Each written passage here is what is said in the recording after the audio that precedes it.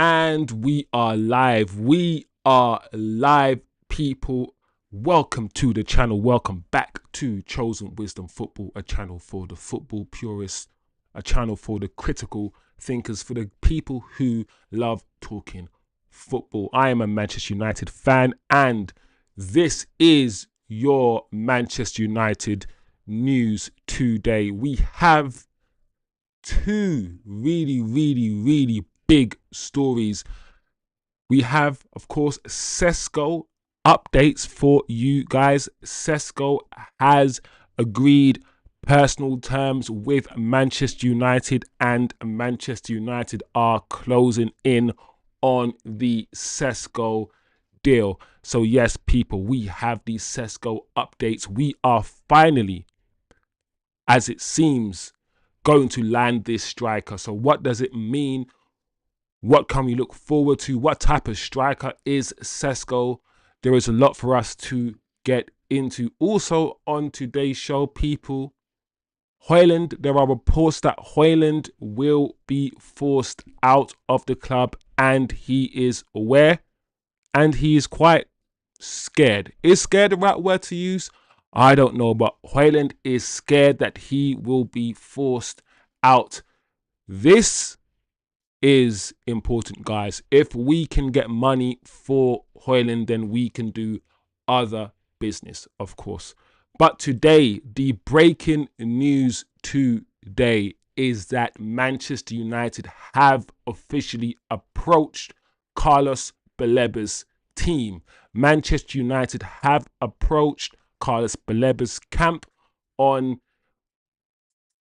a new deal, on, should I say, a deal to Manchester United. Could Manchester United land Carlos Baleba this summer? Is that target realistic?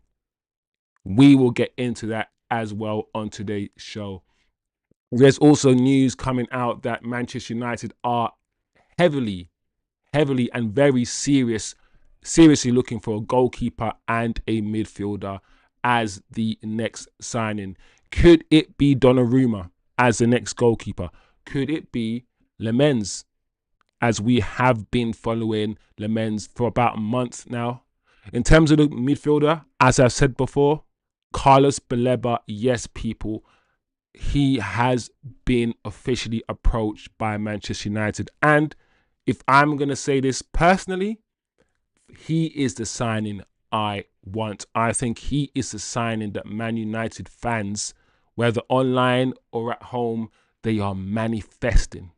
And if we could land Baleba somehow this summer, then for me, the window goes from a 6 out of 10 to a 7, 8 out of 10, just with that one signing. Just with that one signing. But it's a big if, people. It's a big if, and we will get into it on today's show. Also, there is official confirmation, and I think a lot of you guys already knew this, but there's confirmation that Cunha's signing falls into last year's financial statement. So that's the reason why we can now go on and potentially, if the money's there, make a signing such as Baleba. RB Leipzig also are in for Harvey Elliott, and Al Hilal are closing in on Darwin Núñez. But the two biggest stories, guys, is that Sesko has agreed terms and United are closing in finally on the Sesko deal. And Man United, guys, hold your breaths, or should I say don't hold your breaths, but Manchester United have approached Baleba's camp. That is music to my ears. So before we get into the details, we get into the tweets, we see who said what said what, where's the information coming from, how valid the stories are. Before we get into the weeds of everything, people, as usual, you know what to do. Smash the like on this brand new channel and subscribe if you are new.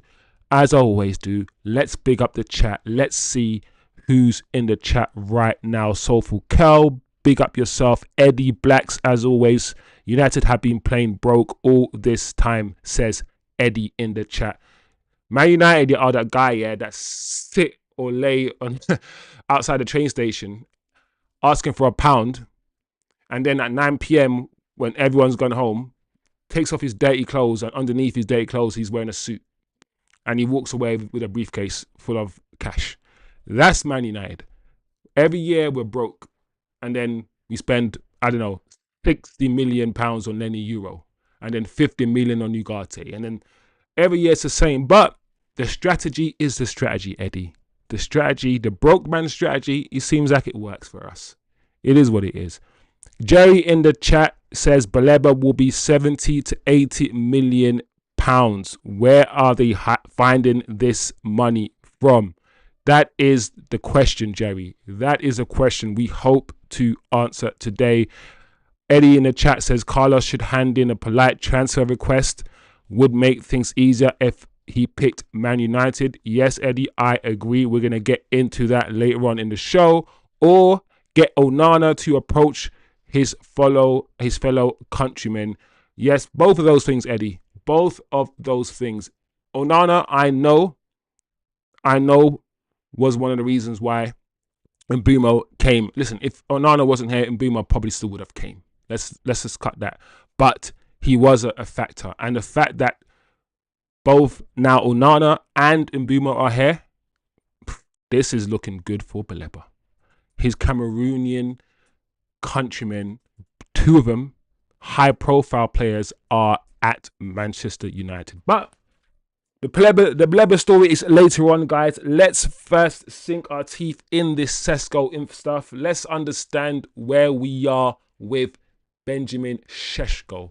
I'm not going to keep saying Sesko, and I'm going to forget to say it, but apparently that's how you pronounce his name, is Sesko. Anyway, David Ornstein has said Manchester United are closing in on a deal to sign Benjamin Sesko from RB Leipzig. Accepted is £82.5 million plus 2.5 million bid from Newcastle, but striker wants Manchester United. No club-to-club agreement yet, but talks advancing towards conclusion. So Sesko now has come out, and it is now being circulated. Journalists are confirming it. He wants Manchester United. Yesterday, I said that the only reason why we would bid is if the player came out and said he wanted us. Jason Wilcox, the recruitment team, Manchester United hierarchy have said this all summer. We will only bid. We will only bid if the player wants us. I said that we surely bidded yesterday. Surely bidded yesterday because we have been told something. We had to have been told something. And now it is clear that Sesko only wants Manchester United. However, Newcastle's high bid has been accepted. Our bid at the moment hasn't been accepted, at least by the time this tweet was made. In my opinion, what RB Leipzig now want to do is force Manchester United to increase our bid to where Newcastle is. And once we do that, because if Newcastle's bid at that level, that amount has been accepted, then of course if we equal that, then our bid also will be accepted. So either way, RB Leipzig still win. They have still got us in some kind of bidding war to a certain extent. A lot of United fans expected some sort of gentleman's agreement, which was apparently floating around, of 60 million euros. Or was it pounds? I'm not quite sure. It might have been pounds. For Sesko, if a desired club comes in. That might not be the case. It doesn't look like that is the case. And I did say yesterday on the show that I believe that RB Leipzig, in an ideal world, want to get close to 100 million euros. They want to get close to that. And this is them trying to get close to that. Either way, whatever way you look at it, it's in our hands. The player wants United, which I confirmed to you guys yesterday. We obviously want the player. It is now the fee. Agreeing the deal with Leipzig. The player has agreed terms with Manchester United, and we're going to also talk about the fact that he has agreed terms to, I think, a contract till 2030, I believe. So things are moving quickly. I also did say that by Friday this week, we will know exactly what is happening. And already Wednesday, hump day, we know. We know, guys. I know some of us wanted Watkins, some of us wanted Mateta, but this player, and I've said this on this channel already, it's because I want a midfielder slightly more now. I think I'll be much more excited with a Baleba signing because I know how important that midfield area is than this Sesko signing. Also because Sesko is still unknown in the Premier League. Whereas Cunha and Mbumo are not unknown, Baleba is not unknown. So the unknown nature of this signing is probably the reason why I'm not as excited. I'm still excited, but not as excited as some other fans. Once he comes, once he's wearing the Man United shirt, of course, I will always back Sesko. At the end of the day, for me, he's better than Rasmus Hojlund. I think he's better than Rasmus in every department, whether it's his first touch, his control, his movement, his understanding of the game, his passing, his shooting, left foot or right foot, his ability to jump in the air and head the ball. He is beyond Rasmus. He's better than Rasmus in almost every way. So we are getting an upgrade. Same age, just better and a higher ceiling. We will also talk a bit more about Sesko in other shows and talk about his attributes and talk about how he fits in, talk about the runs he could make, how he can bring Mbumo and Cunha into the play, how he will drop deep and also stretch the lines. We will talk a lot in depth about Benjamin Sesko and how he plays. But for now, it looks like this deal could even finalize tomorrow or Friday. He could be doing a medical by the weekend and be unveiled by Monday. If we really push this through, he could be unveiled on Saturday. This could move very quickly, guys, and it is moving very quickly. Anyway, before we move on to the next tweet, let's quickly look at the chat. Eddie saying Carlos should hand in. Yep, I read that already. Mbwana, big up yourself, Mbwana. How are you doing, my friend? How will Ruben Amorim use Benjamin Sesko in his system? Plus, what's his solution on substitutions based on this fatigue with Hojlund? And what's with the goalkeeper and CM position? Loads of questions there, Mbwana. Big up, though. Big up yourself today. Eddie Black's the broke man strategy is the best man strategy. Keeps the gold diggers away. Damn right. And there's always gold diggers when Man United are around. Always. Jerry says, smash the likes, people. Yes, people, please smash the likes on entry. Eddie's like, Newcastle has not given up on Sesko. They're still in the race. Newcastle is that X that won't go away. I broke up with you 3 years ago. It's over.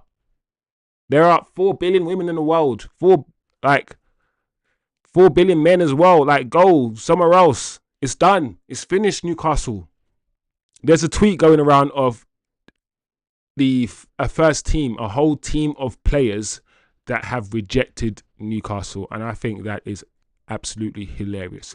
I don't know where this Man United-Newcastle rivalry came from. Last time I checked, guys, Newcastle and Man United were never rivals. There is no rivalry. Who is forcing this Newcastle-Man United rivalry? There's no rivalry. What the hell? What the helly? What a Martinelli? What the Martin Lewis Skelly? Rasmus is better at crying than Sesko.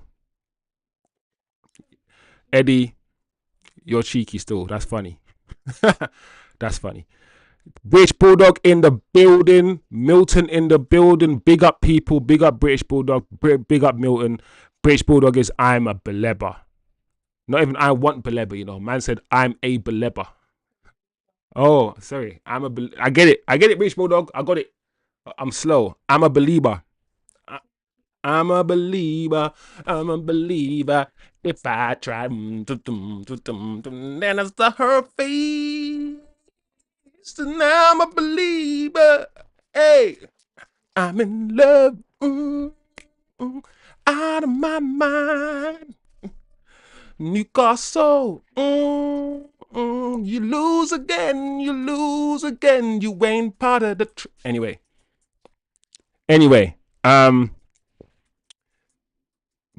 back on track, people. I don't know what happened there. I can't even delete that, can I? I can't delete that. That was live. I actually did that live. Anyway, Man United have improved their offer and are currently proposing around 80 million euros as a fixed fee plus add-ons. Woo, guys! Because previously, as you know, we bidded 75 plus 10. Now we have improved our offer to 80 plus add-ons, which is close to what Newcastle bid and it's close to what Leipzig won. Either way, guys, the one frustrating thing about this situation, I think, is the fact that I thought we could get him for cheaper. Leipzig told Arsenal that he would cost 80 to 90 million euros. Arsenal said no and walked away. We came in thinking we could get him for cheaper. Leipzig are more desperate. They want to sell, etc., etc. But, and I said this, people, and I think I'm 99% right most of the time. That sentence is crazy. I'm 99% right most of the time. Anyway, what I'm trying to say is this. I said that they're trying to push this thing closer to 100 million euros. And now it looks like we're going to bid, or we have bid 80 million euros plus add-ons. And I'm assuming it's going to be like 8 or 9 million euros, which is almost 90 million, which is close to 100. Either way, they're winning, Leipzig. And that's one of the reasons why I'm just like, oh, I wish Leipzig wasn't, as much as I think Sesko's a good player and I want him. I wanted Watkins first. But the money involved in this deal still makes me think, oh, these guys, 80 million plus 10, like almost 90 million euros. Like, like, I think like the way I get over this mentally, is it's not my money. It's not my money. I'm not spending it. It's not coming out of my pocket. This player will make us better. Shut up and just be happy.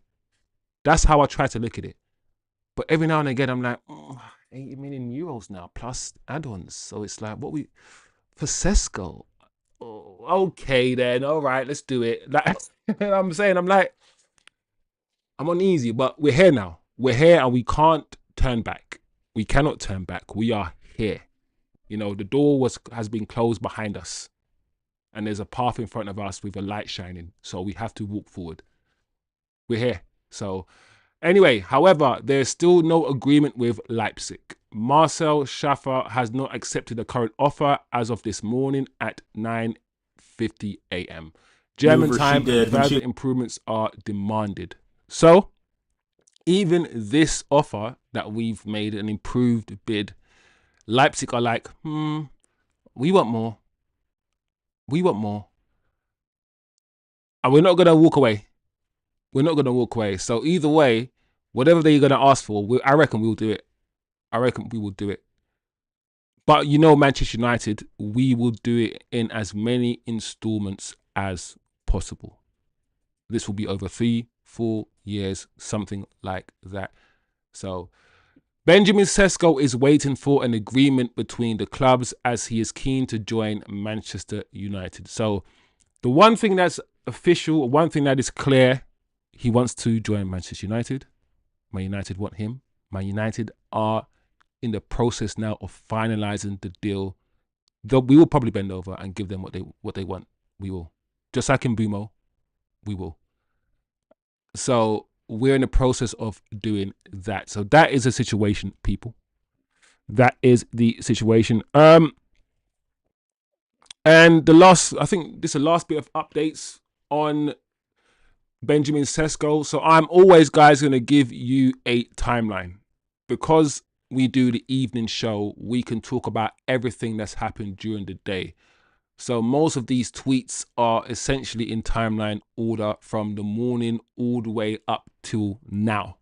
And anything that breaks now, of course, on the show, we always talk about it. So Fabrizio, as he does, weighs in, says Benjamin Sesko has reached total agreement with Manchester United on personal terms.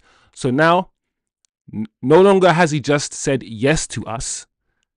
He's agreed personal terms with Manchester United. He's agreed. He's signed a contract until June 2030. The player is ours.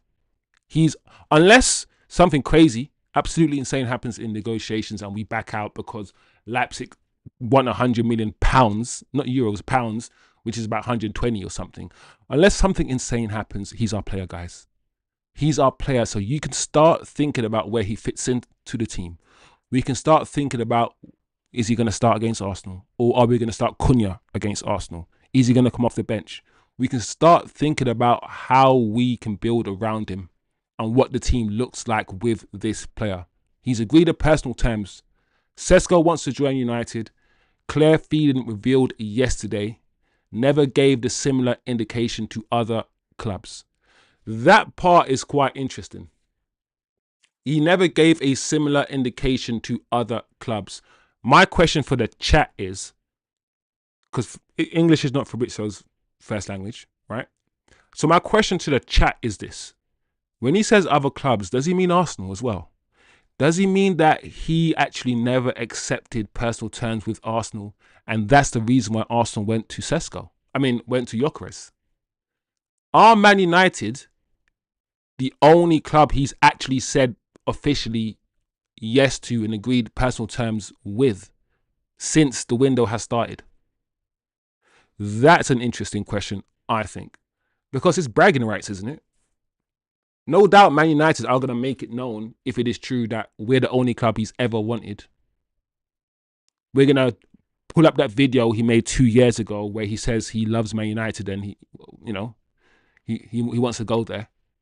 And just like Robin Van Persie did, that Robin Van Persie interview, as a child, as a baby, I dreamt of Man United. Didn't Van Persie say that?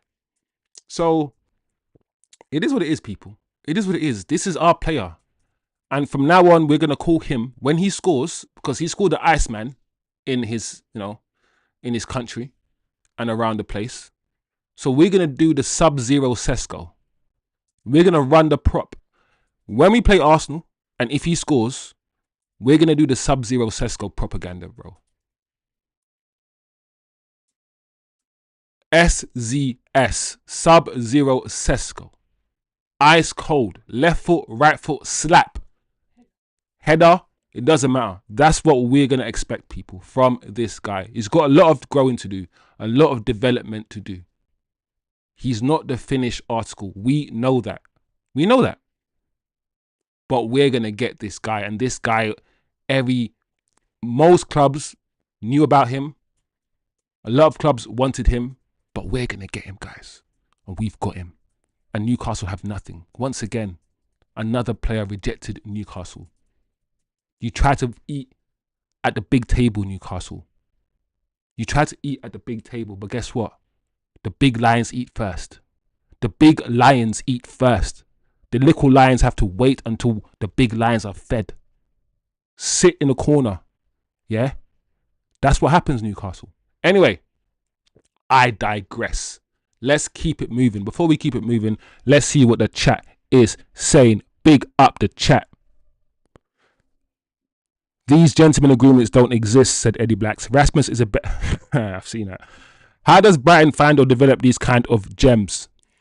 Milton, one of the answers to that question is Brighton's data analysts. Their data system that they use to analyze footballers all around the world. The data they have here on footballers, I get told that it's crazy. It's crazy, and everyone's playing catch up to them. I'm not saying that's all the reason why Brighton can find these gems, but Brighton don't go after names. They don't go after names. They look at the data in detail and they grab the player from Timbuktu, from wherever they are. They've got some massive database. And we're now, when it was revealed, I think last week, that we now have, or we've hired a data guy. We've hired somebody who manages data from Formula One. I think I announced it a week back. The reason why I was happy is because that's where football is going. The data you need to have, whether the guy presses well, whether you need to have crazy amount of data these days. Crazy amount. And Brighton have got that unlocked. They've got it unlocked. So that's one of the reasons. Big up Mbwana, big up British Bulldog. I think we're going for Javi Garcia. Last time they wanted him. I'm not against that Mbwana. I'm not against Javi. I've seen him. I think he would be much more affordable than Baleba. So I'm not against that. I'm not against that at all. Eddie says a rivalry starts from Kevin Keegan.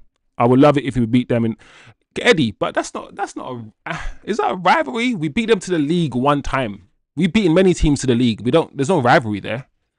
Like for me, yeah, the rivalry, the Man United rivalries, the top Man United rivalries are this. Liverpool, obviously, because they've won the same amount as us. So they're number one. Then for me, it's joint between Man City and Arsenal. Man City because it's a derby team. Arsenal because during the 90s, they won a lot as well. And their fan base is just unbearable. Right? Those three. Then you have your Leeds.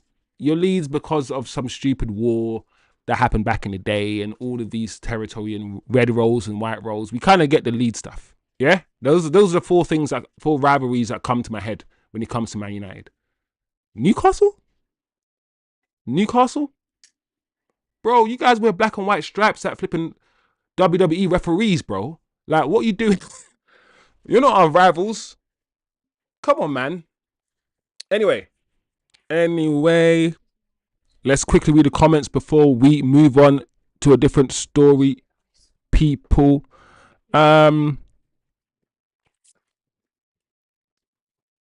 Okay, big up British Bulldog. I can tell you where a singer at school is. Nah, Eddie's taking a piss still. I got a voice like Sesko. You know what I'm saying? Yeah. Hey, every time Sesko scores, yeah, I'm gonna do that, you know. Do you see yourself with a like me?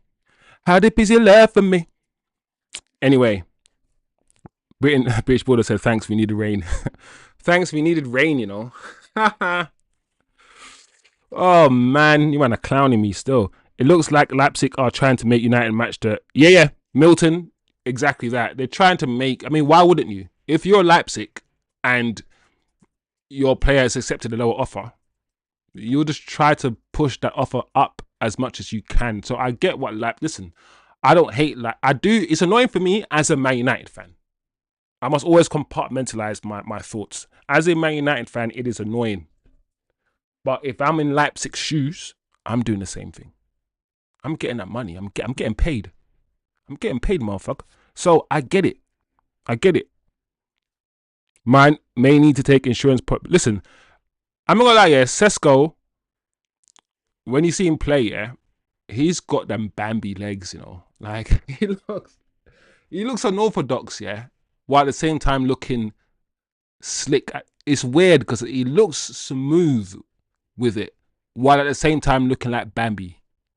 His style, you guys have seen it. His style's very interesting.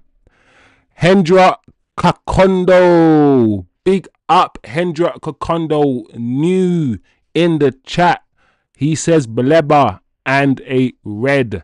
Big up Hendra. I hope you are well, my guy. And yes, Baleba is... Listen, Baleba will be like Christmas. If we sign Baleba right now, I'm going to have to go outside and try to look for that Christmas star and the wise men and Jesus, because it will feel like Christmas if we get Baleba. He is a signing that we all wish for. None of us think we're going to get Baleba or thought we would be even in for him. But listen, the reason why I'm happy and excited about this, even if we don't get him, people, it's the intent. It's the fact that we're looking in the right places. We're not going back to PSG trying to get Ugarte. When we tried to get Ugarte from PSG, I was like, what we doing here? Stop raiding dustbins. Man United, please stop raiding dustbins. And now, Cunha, bam. Mbumo, bam. Sesko. None of these players are dustbins. All three of these players, yeah, are wanted. And if you go and get Baleba, no dustbin. We're not raiding no one's dustbins. No one's trying to dash us no Calvert-Lewin and we're like, come on, Calvert-Lewin, come on. We're not doing that. We're getting the best of the best and we're taking our time and we're being direct and we've got our targets. Listen, I'm not an Ineos fan. I'm not an Ineos fan. But what we're not going to do is be biased. We can talk about the negative things they've done so far. But we can also talk about the fact that, let's be honest, guys, they've done some good things too. And we have to be impartial as much as we can and be honest. It feels different. We're only going to buy players who want us. We're not going to go around throwing money around at players who've not agreed deals with us. That's good. That's different. So it is what it is. It is what it is, people.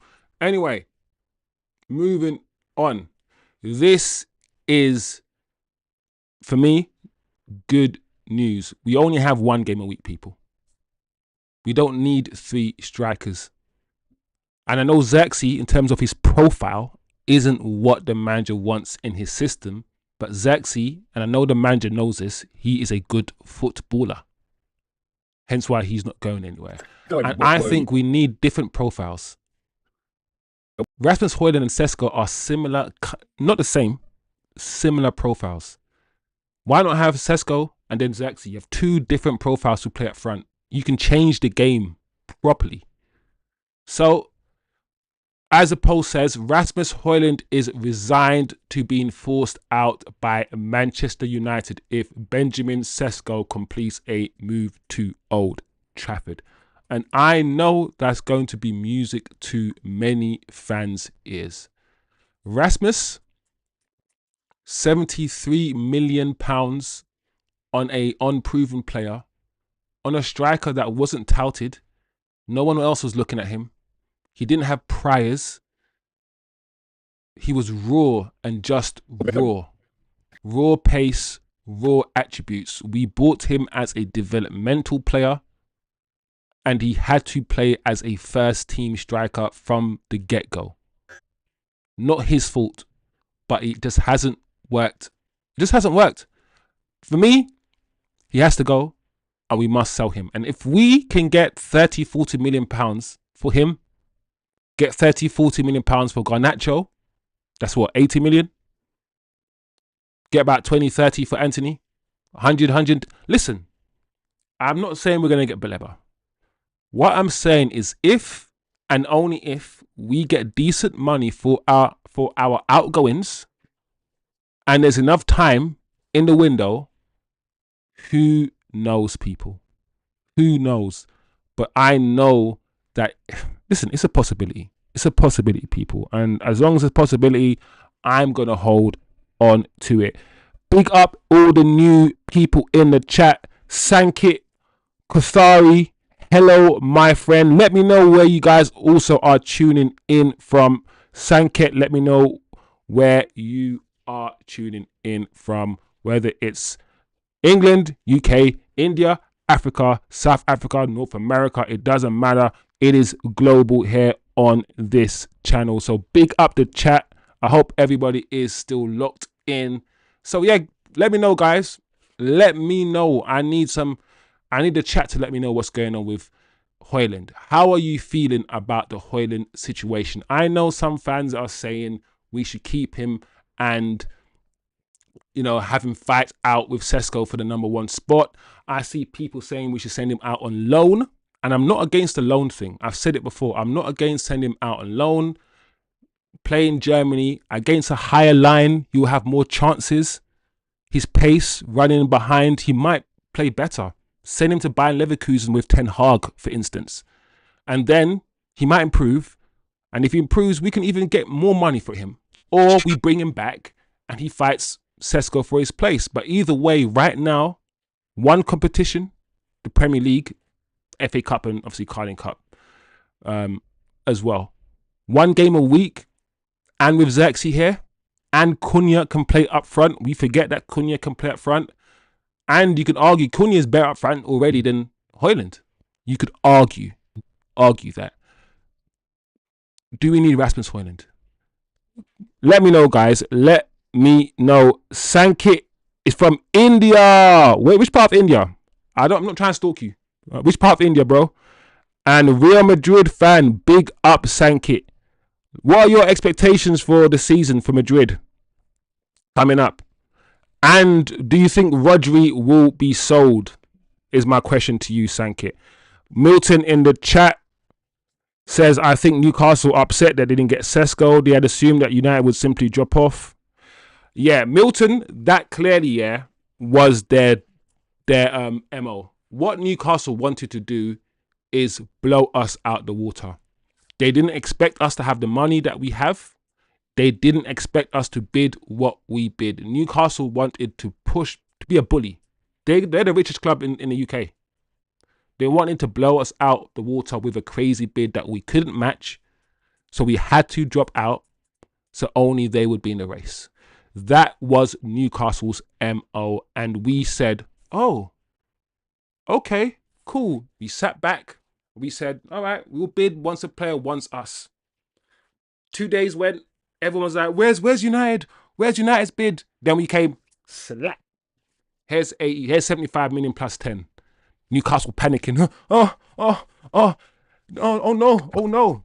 And then we kept saying, the only reason why we've bidded, Newcastle, the only reason why we've bidded is because we know the player wants to come to us. Then Newcastle like, oh shit. Let's go on the phone. Sesko. Hello, Sesko. Yeah. Tell me what you want from me. And when you see yourself, I'm playing. Anyway, so Milton, 100%, bro. That's exactly what they were doing. That's exactly what they were doing. All right. What's next? So let me know, guys, what you guys thinking about Erasmus. I know some of you guys have a soft spot for Erasmus, but I think it's time. I think the ethos now is 2 years. Even if you're developmental, you got 2 years to show United something. And if we don't see something in 2 years, then you could be up for sale. And I like that. I think that's how it should be. We are supposed to be the biggest club in the world. Stop holding on to duds. Listen, Alex Ferguson signed Jemba. He signed Kleberson. He signed Bebe, Obertan. He signed a lot of duds. And do you know what? Jemba wasn't here for 4 or 5 years. Kleberson wasn't here for 4 or 5 years. Bebe was not here for 4 or 5 years. He got rid of them very quickly. We buy players that are not good enough and we keep them for too long. That needs to stop. Anyway, let's move on to the subject that I'm probably the most interested in myself, and that's Baleba. I'm not going to lie, guys. I think the midfield has been our worst area for the last 3-4 years. Since the likes of Pogba has gone, Matic has gone, Herrera, those three, that 3-man midfield that finished 3rd under Oli, that went on a 10-man winning run when Oli got here, was probably our best midfield we've had for a while. Since then, we haven't had a good midfield. Whether it's Fred and McTominay, even Bruno. Bruno's a good player, but he's not disciplined enough to play in that double pivot, in my opinion. And I've said many, many times, guys, that Man United, to play in this Amorim system, where the defenders, Lenny Euro, if he's playing, Mazraoui, for instance, they are kind of they pass the ball out from the back and they sometimes fizz the ball straight into the 10s, straight into the strikers. We, when we play, often bypass those 2 double pivot players. Watch the way we play, guys. We sometimes bypass those players, which means for me, I want a jack of all trades midfielder. We could have the cultured, I hate the word cultured, the midfielder like, what's his name? My mind's gone blank. Carrick. We could have the Carrick, Xavi type midfielder who sits, the Pirlo type that sits the Rodri type that sits and passes the ball. A lot of you guys want that type. But for me, we need that box-to-box energy, man. We need the prime Casemiro type. We need the Ugarte who can pass the ball. Ugarte is running around and tackling, but the ability to pass the ball. We need an all-round player who can cover the damn pitch and cover the grass. Baleba. Baleba is the ultimate signing for me. And I think this signing changes Manchester United's midfield. The midfield area still worries me. Yes, I know we need another goalkeeper. Yes. But that midfield...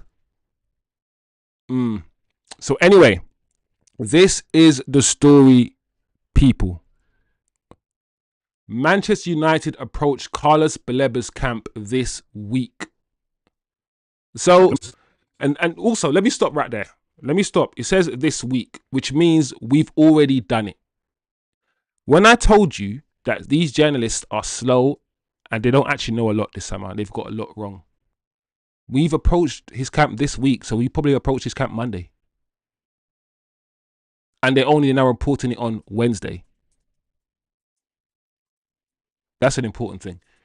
We will read on.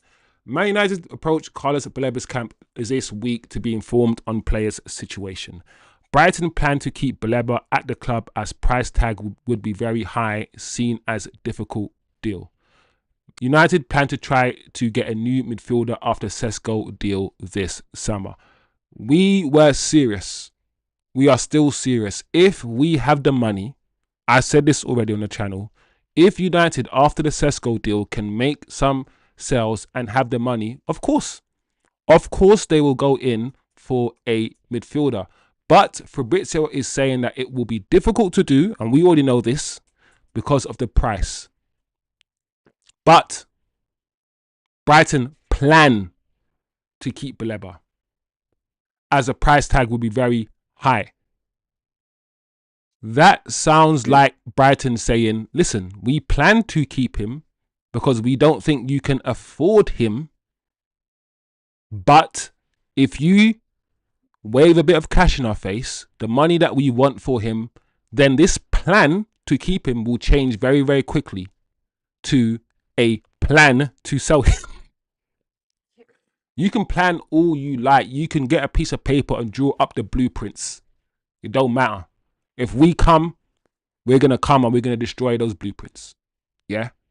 Fuck your plan. You know? That's what I say. So, guys, it is unlikely. Still unlikely.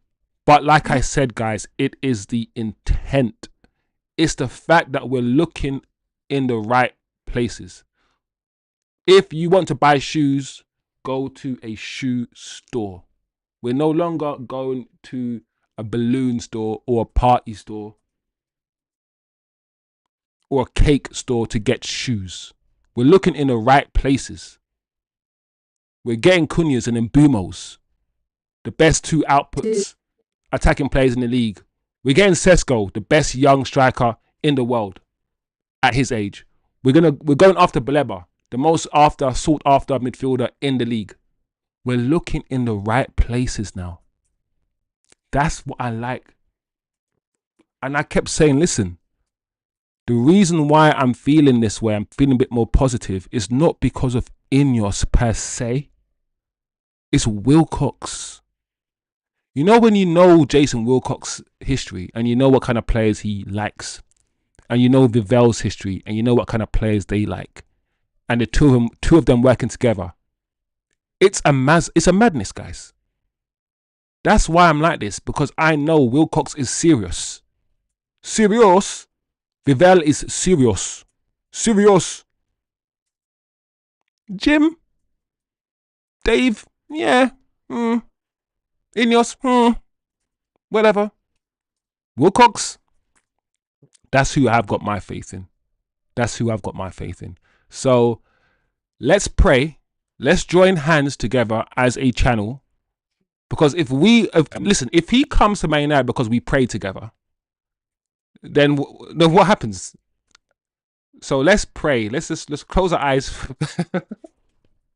for 10 seconds and manifest Baleba together.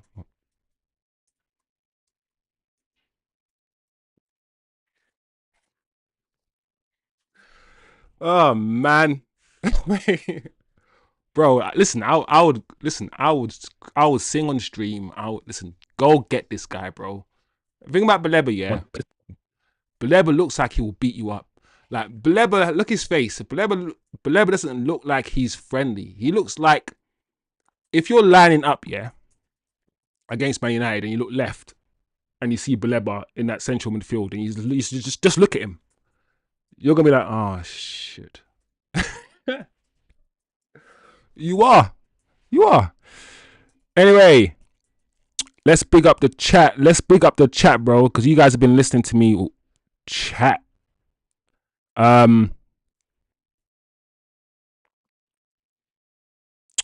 Eddie says he doesn't believe the Rasmus news. I still think he will try to stay and hang on, even if he has to be the water cooler boy. Bro, Eddie, if Rasmus is holding on, I'm kicking him off the ship. If man's holding on, listen, like, I'm going to be like flipping Scar. If he's trying to hold on like Mufasa in Lion King, we have to be Scar, guys. If this guy tries to hold on like Mufasa in Lion King, we then have to take the role of Scar. Long live the... We have to drop this guy off somewhere. We have to.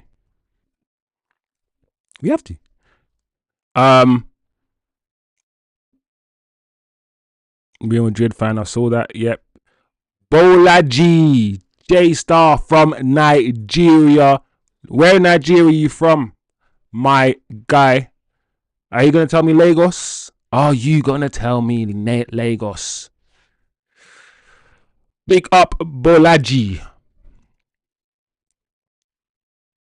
Milton says, I saw a question which was interesting. Wiz, is it possible at all to try Mount in midfield? I mean, if he used to remain in the club, why not? Milton, I don't know why, yeah, our manager doesn't try more things. Like, Mount, yeah, I don't hate Mount. I dislike Mount as a footballer because he doesn't have any special attributes, but that's not necessarily a bad thing. This is Mason Mount to me. Mason Mount, yeah, is somebody who's like a 6 out of 10 on most things. Vision 6, passing, like, he doesn't Mount, yeah, at a foundational level, technical level, he's not a bad footballer. Let's keep it 100. Mason Mount can do a lot of things well as a footballer.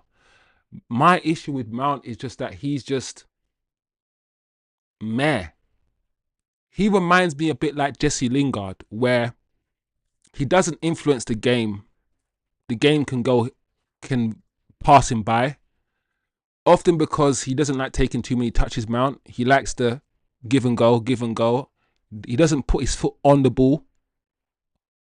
He just one touch, pass. So he runs a lot.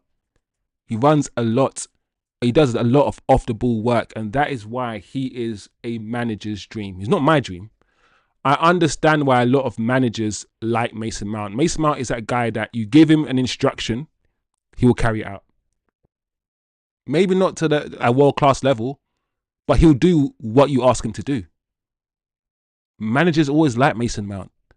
He's just not a needle mover. He's just not somebody you can rely on week in, week out.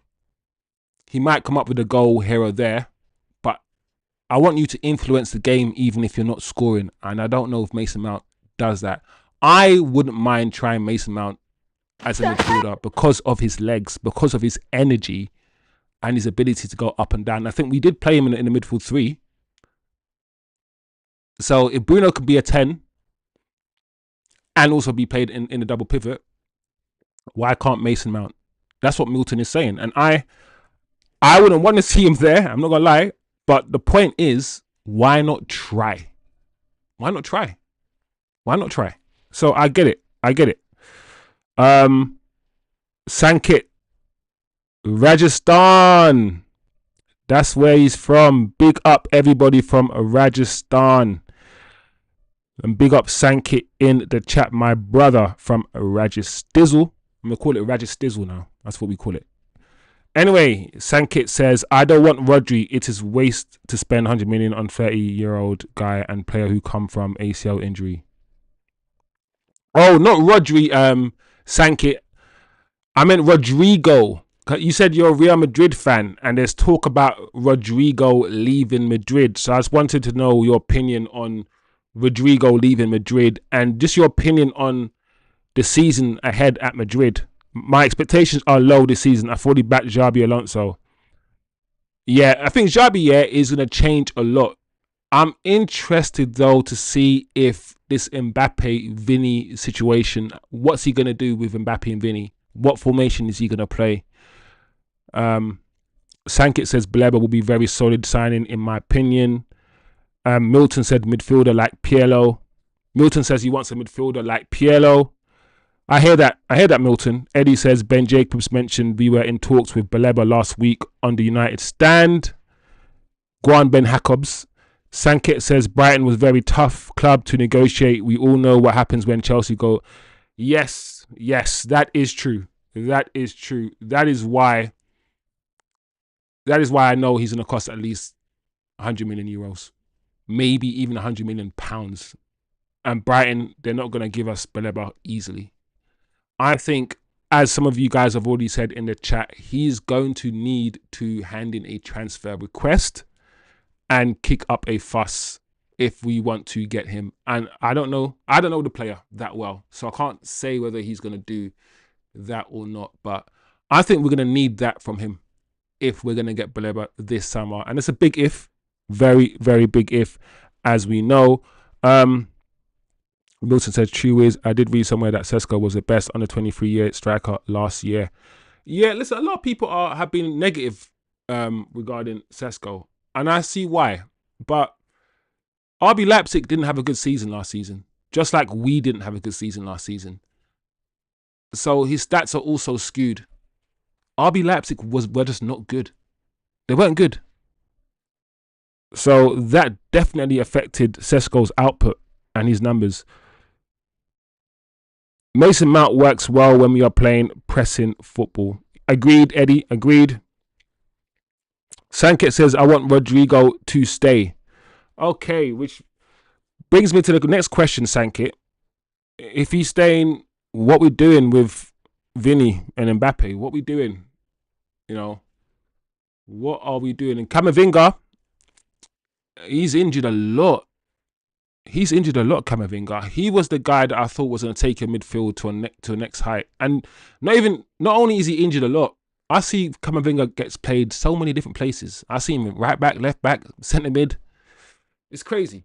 Anyway, let's move on quickly, guys. 8:20. Let's move on to the next tweet and wrap this session up for you guys. So most of the other tweets I have are about Baleba and are about us closing in on Baleba, trying to find out if it is possible for us to do the deal. And like I said, I don't think it is, but we will see.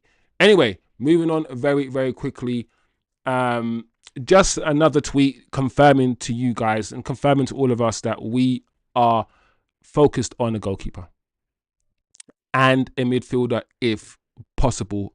So after the striker has been sealed, and hopefully by the end of this week, by this weekend, it will be sealed, we will have to move very, very quickly.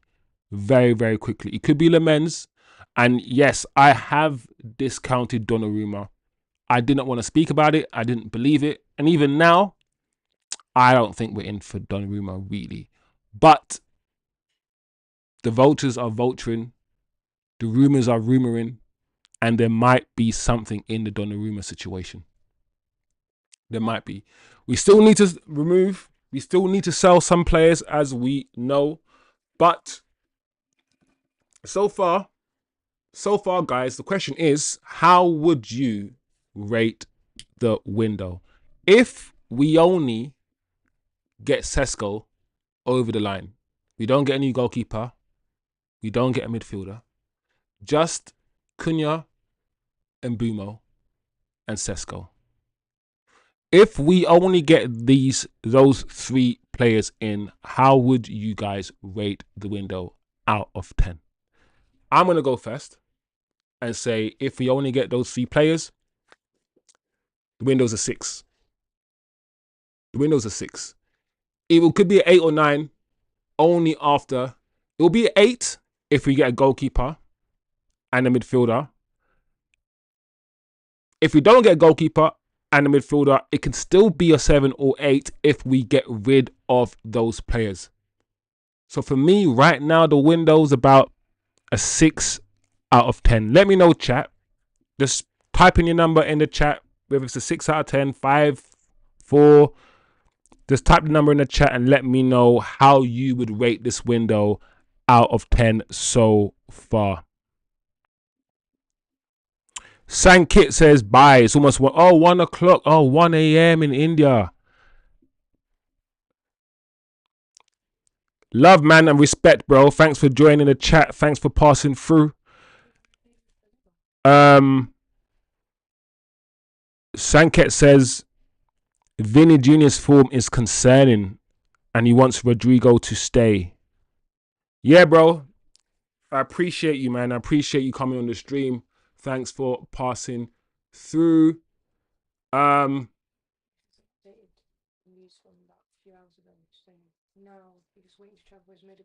Okay, so on your screen, guys, apparently this is an update from all the news I have been saying. This is more recent. This has only been an hour ago, people. Potentially a few hours ago now. Manchester United and RB Leipzig are in concrete negotiations over Benjamin Sesko now. So I think that the bid has been accepted. In terms of the money, I think we've agreed the monies. What we are doing now, people, as you know, is agreeing the terms. How much first year, how much second year, how much upfront, how much add-ons, the general money and the monies that are being touted are acceptable. We now need to agree the structure, which is something similar to Mbumo. This could, depending on how Man United work, this could, like I said, take a day or so, or it could take another 4 or 5 days if we're still trying to penny pinch. But how we're moving and how we've been acting, I don't think it will take that long. I mean, it shouldn't really do. I mean, the season's starting very soon. So an agreement is expected. As previously revealed, United have already increased their fixed offer to 80 million euros. So that is the fixed fee, which is, from the top of my head, I think that's 71 million pounds. Let me know what you think about that, people. 71 million pounds fixed fee, which is 11 million pounds more than Villa wanted for Watkins. So it depends on how you want to see this. If you look at this as somebody who is 7 years younger than Watkins, has a higher ceiling than Watkins, but we're only spending 10 million pounds more than Watkins. You can look at it that way. And if you look at it that way, then this is a decent deal. Or you can look at it as 80 million euros for a player that is still largely unknown to the Premier League. It depends on how you want to look at it. Either way, guys, this is happening. Sesko is our player. Newcastle, you can have that. Man United fans, be happy. Be happy. Something feels different. There's something in the air that's different this time. I know we've had false starts, false dawns. We're going to be different this year. Every summer, Woodward would come out and say, Man United are this and we're going to be this. But this time around, there seems to be something in the air. A whiff of competence. A whiff of competence. These guys seem competent. And that is why people, I don't know about you guys, but I think we could, this Baleba thing, yeah. This Baleba thing, my gosh. If we get Baleba, I will lose my damn bumper clot, blood clot. You will hear the Jamaican come out of me like Ross. Like Ross. The true Jamaican. Cha. Y'all gotta hear it. Y'all gotta hear the true Jamaican come out. Cause if we get Baleba, bumper. Me I gotta dance, me I gotta sing, me I gotta get naked. Now listen, you know when you're so excited, you just wanna go just take everything off and go. Listen, if we get Baleba, I'm gonna be so gassed. Anyway, news 8 p.m. right now. Ross flipping Harwood tweeting. If a Baleba pushes, the deal could be done. Brighton are known to be a selling club generally for big profits. Baleba has shown early eagerness for this move. If he pushes and expresses his wish to Brighton, would make a deal more feasible, which is what Eddie in the chat and a few others have said, and I concur. Man United knew Brighton would want big money and contacted anyway. Funds are there, otherwise we would not have made contact. So, some of you guys in the chat have asked, where are the funds? Are the funds there? Let me tell you something. I know this tweet said funds are there. And I did say, listen, we've got money. Cunha deal was done in a previous financial window, financial statement. Which technically speaking, we've only made 2 signings. We've only made 2 signings this financial statement. Or 1, Mbumo, that's it. And now Sesko. Right? I don't fully think the funds are there. This is where I kind of like, but I think the funds could, you know, when no one is semantics, I think the funds could be made available. I think so. And the more I read about this situation, the more I feel, guys,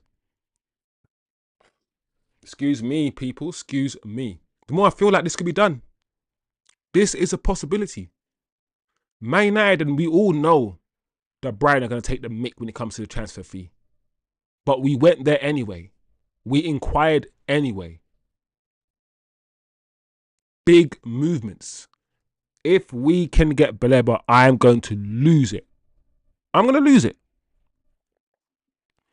Anyway, Eddie says it's a cheaper deal in the long run than Watkins, because if Barada's 2-year rule for players stays true and we want to sell Sesko at age of 24, we could sell cash in for a good fee. Yeah, I mean, what, spend £70 million on him if he's not really doing too much, 2-3 years, just like Rasmus Hojlund, sell him for 40. We were making a loss per se, but we're still making money by selling him, if that makes sense. So the books can be manipulated, if that makes sense. Eddie says, with Watkins after 2 years, would be hard to get rid of him. Yeah. However, I will say this, guys. When did Man United fans, so I do this myself and I've started doing this, but the question is for everybody, when did Man United fans admit that we're a selling club? Because before, we never bought players thinking about selling them, thinking about resale value. We never did that. Ever, ever, ever. That wasn't in our brains. It wasn't part of our psyche. And the more time goes on, I keep saying this to people, the more we take on the role of the owners, the more we start talking about balancing the books, the more we start talking about fees, the more we start talking about sell-ons, the more we start talking about resale value, is the more we are taking on the identity, the ethos, the mindset of the owners. And I think that psychology is so interesting. I love psychology, people. I love it. I love the way that our brains change and move. And I'm not saying it's wrong for Eddie to be talking about resale. Why not? Why can't he? That's his opinion. He's allowed it. But we do that a lot. resell this and resell that. And I'm like, the owners maybe need to think about that. As fans, we probably shouldn't too much, because we want the team to win now and win then and win forever, right? So ideally, as fans, we would want Watkins and Sesko. That's what a fan would. But we are doing the whole balancing the books thing where we're like, oh, let's not get Watkins so we can save money for Sesko. When did we start talking about saving money as fans? When did that transition go from let's get every player in the world to let's watch the pennies? When did fans start thinking like that? Very interesting. TK in the building. Big up, TK. Big up your damn self, bro. You've been missed. 100% you've been missed, man. We should have gone for Baleba before Sesko. TK came with the truth. I agree. Listen, I agree with TK in the chat. Imagine, people, we went for Baleba and we actually sealed Baleba. And then last minute, we were trying to get Sesko. That, to me, makes more sense. I think the midfield area is more important because we have players now who can play up front. I would have preferred to get Baleba in over Sesko. I think that is the most important signing over Sesko. I agree 100% with TK in the chat. In an ideal world with chocolate rivers and golden meadows, we would have got Baleba. And not only got Baleba first before Sesko. So I fully agree with that. Eddie says this is different, Wiz. It's business. Ideally, us intelligent fans live in reality. Sesko was always going to be an easier purchase. No, Eddie, I totally hear what you're saying. But I think the point is, when did we start thinking like the businessman rather than the fan? When did we start getting worried about their pockets and their monies and stuff? I think once we get told that we can't do things, we can't make signings, and we can't be the best club we can be because of our finances. Once we're told that it's because of our finances is why we can't do X and we can't do Y, that's when fans start to become more interested in the finances and start talking like accountants and start balancing books. I think the owners, introduce these things into the public domain, into our psyche first and foremost. But yeah, but Eddie, I hear you 100%. I'm just thinking out loud and thinking about the psychology of certain things. Yeah, FIFA and Football Manager made us think like this as well. I agree. TK says Sesko was always going to be an easier purchase. Yeah, TK. Brighton are not easy to deal with. We know this already. So that's some Baleba stuff. That's some dopamine to put in your veins so you can get excited and get gassed. Like you're not already excited about Sesko. Man United said, give them more dopamine. Give the fans more dopamine. And we said, yes, give it to us. So yes, Cunha and Bumo, done. Sesko, almost done. On his way. Cunha, Mbumo, Sesko front three. Look at our front three last year. What was it? Garnacho, Hojlund. Who would you say? Played on the right. Bruno played on the right 10 sometimes. Ahmad played on the right 10 sometimes.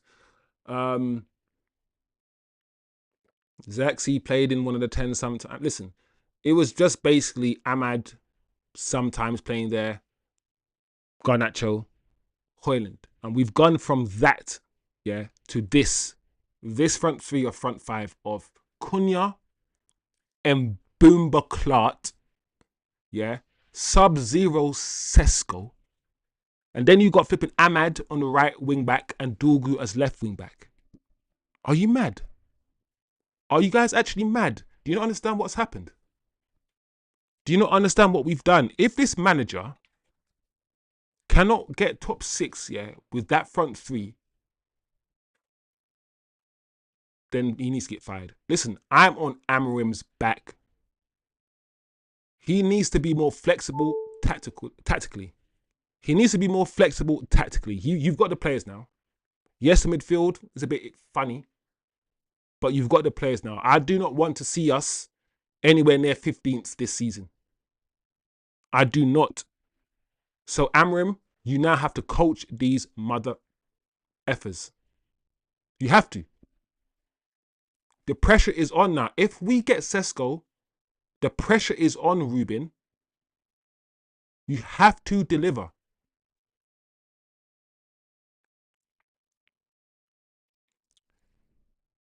It's conditioning, says Eddie. I'm really happy to see United flexing on other clubs. I am happy as well for that, TK. And they're doing it smarter than other years. Agreed. Shop within the Premier first and then supplement with... See? Perfect. That's what I'm saying. That is how we've done it. The best of the best in the Premier League usually play for Man United. Then we sprinkle a little bit of foreign talent here or there. The core, whether it's a class of 92 as the core, whether it was Ince and Hughes and Pallister and their man before, it doesn't matter. The core, Premier League proven, sprinkle your foreign talents here or there. Your little Ronaldo, your little Nani, your little Tevez. Sprinkle, sprinkle, sprinkle. Sprinkle, sprinkle, sprinkle. Your little Cherry. The whole team, the core can't be non-Premier League unproven players. That doesn't make sense. I agree with TK in the chat 100%. If we get Sesko across the line, Cunha and Mbeumo don't have to play as a 9. This also forced Bruno to not have wandering legs and stay in. TK, I hear you. My concern, is that this manager loves Bruno so much that if we get these 3 players, I want to see a lineup where it is Sesko, Cunha, and Mbeumo, Ugarte and Kobe in the midfield, let's say. But Bruno, I fear that Bruno will be shoehorned somewhere. So if Bruno cannot get in the front 3 positions, I think the manager will always play him in one of the midfield 2. Which means Ugarte, right? Or Casemiro. You're not going to play Kobe, Mainu next to Bruno. Bruno is the cure and the cause. He does a lot of things well, scores goals, but he's also the problem in this system. Not the only problem, and not a big problem either. He's not like Onana. Onana's a big problem. But you know when somebody scores goals, gets assists, but gives the ball away a lot? It's like he gives with one and he takes with the other.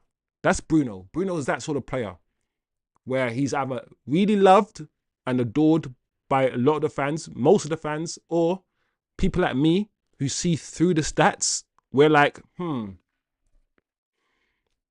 if he's not on corners, free kicks, and penalties, especially last season, his GA is bad.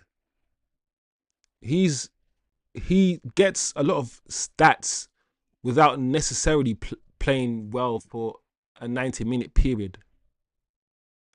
When you start watching Bruno and you see how he hoofs the ball here and he hoofs it there and he loses possession very easily, then you realise he can't really dribble that well. And then you realise, hold on a second. Bruno is, when people say Bruno is a stat padder, they're right. Listen, he's not rubbish though. He's actually a good player, but he's not as good as everyone makes out to be. And he doesn't, for me, give us 90-minute performances. He doesn't stand up. Every time we've been in a final, a Europa League final, or most finals, he goes missing, Bruno. For me, I would have taken £100 million and I would have sold Bruno. I would have. I think the reason why we haven't sold Bruno is because we need him this year. This is a transitional year. And I feel like we need him part of the team, part of the squad, part of the leadership group. I think next year we will sell him. Because don't forget, Bruno, a lot of these signings, right, are not Ineos signings. Bruno's not Ineos didn't sign Bruno. They didn't. So,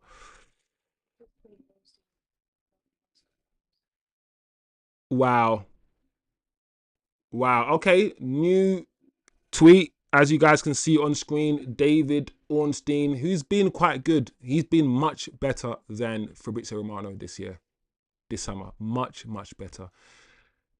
So, new tweet only a few hours ago. Manchester United contact Brighton via intermediaries to explore conditions of a deal for Carlos Baleba.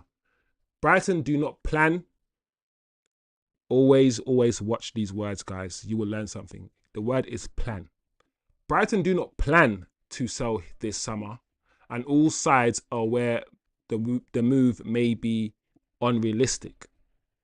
But United are keen and should know in coming days if plausible or not. Oh,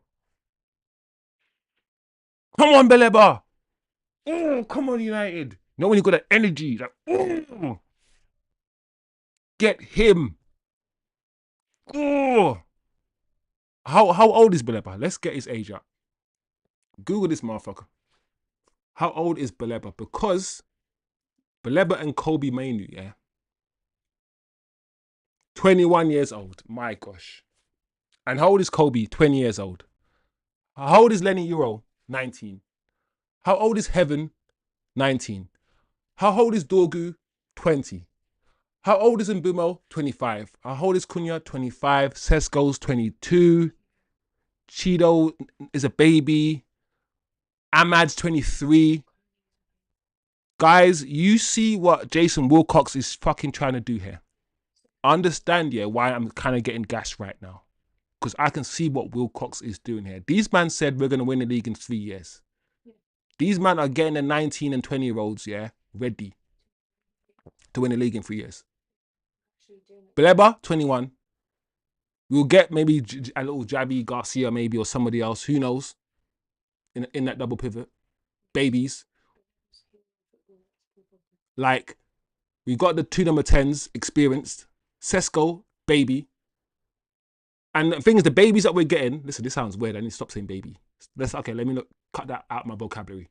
These young guys we're getting, yeah, they're not young and experienced. Like, they're young and experienced. Get Baleba now. And I know Carlos Baleba's idol is Paul Pogba. Get him. Get Baleba. Wendell, my guy Wendell Peterson is in the chat. Finally, we look like a big club. I'd be happy if we can pull off a... Listen, I hope I'm not gassing myself up to be disappointed. That is why I say to you guys here, listen, me, Chosen Wisdom, as a person, yeah, I'm going to be real with you guys. I like to be a little bit pessimistic because I don't want to be gassed, yeah, and then fail. I hate that feeling of expecting something and then not getting it. So, a lot of the times, often, guys, I will lower my expectations, expect the worst, plan for the worst. So when the best happens, I'm like, yeah. I don't want to overly gas myself, but I am excited when I hear the Baleba links. Who? As you guys can see on the screen, Lenny Euro used to play with Baleba. So Baleba is sitting there with Brighton and he's like, hold on, I could play with my boy, my guy Lenny, that I played with. I can go and chill with my Cameroonians, Mbumo and Onana. Listen, I know we want Onana out. But if I hear, listen, I'm going to say something wild right now. Stay with me. If I hear that Onana is the reason why, or helped Mbumbo Clark and Baleba, if he is helping these two come to the club, yeah, I'm keeping Onana for another year. I'll be like, listen, that's enough. I might not start you in the games. You'll still be my second goalkeeper, but you've done enough to stay at this club for 1 more year. You've done the work, Onana. Thank you. Thank you. I would. We're acting like a top club. I love the way we treated Newcastle. I love the way we said, oh, Newcastle bidded? Oh, Newcastle bidded 80. Okay. And everyone's like, come on, Man United. Come on, bid. And you know when you're getting pulled to do something. Come on, Chosen. Come on, Chosen. Is that chill? Chill. I will bid when I'm ready. And I will bid only when the player says he wants us.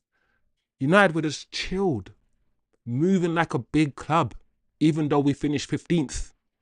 Mad. It's mad. Anyway, TK says someone did a lineup of all the targets Newcastle missed. Ekatike. No. He's Ekatique, bro. The only TK is you. Yeah. The only TK is you, bro. So we can't say Ekatike. No, I'm joking. Delap, Sesko, Kudus, Pedro, Mbumo, Trafford, Gahey. Nah, bruv. If you're Newcastle, bro, like I said, Newcastle, you can't eat with the bit on the big table. Like, in a lion pride, in a pack of lions, the big, hungry lions eat first. The little lions have to wait. You're a little lion. You have to wait to eat. So you guys can see what TK in the chat is talking about. We can all see. And let's have a little giggle. And even if you're not actually finding it funny, force the giggle out.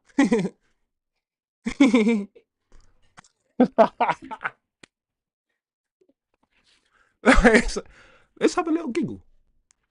I'm not gonna lie, yeah. That is a team, you know. Look at that team. Look at that team. That team is all right, you know. I mean, it's lopsided. Loads of attackers. Hardly any midfielders. Central midfielders anyway, but that is a madness.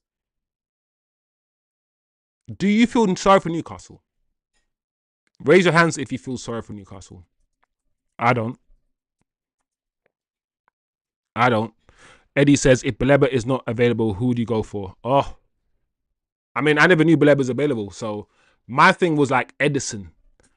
I know people want the Pirlo type, the passer, but the Rodri type. And yes, I want that too. But like I said, the way that the manager sets up, I think he needs that more from his centre-backs. I think Lenny Euro and those guys, he wants to do that. He wants the midfielders to be like hungry dogs running up and down the place. That's what he wants. I think he wants more of a Baleba type. Plus, guys, he keeps saying, and I listen to the manager, what does the manager keep saying? I want dynamism. I want dynamism. I want somebody he can cover. I need dynamism. So as much as you guys want your Pirlo type, your Carrick type, who doesn't really move, he's not really dynamic, but he's a superb passer, yes. The manager doesn't want that. I think the manager wants his three centre-backs to be that. He needs his two midfielders to be the engine, to be a Baleba. So that's why I wouldn't mind an Edison from Atlanta.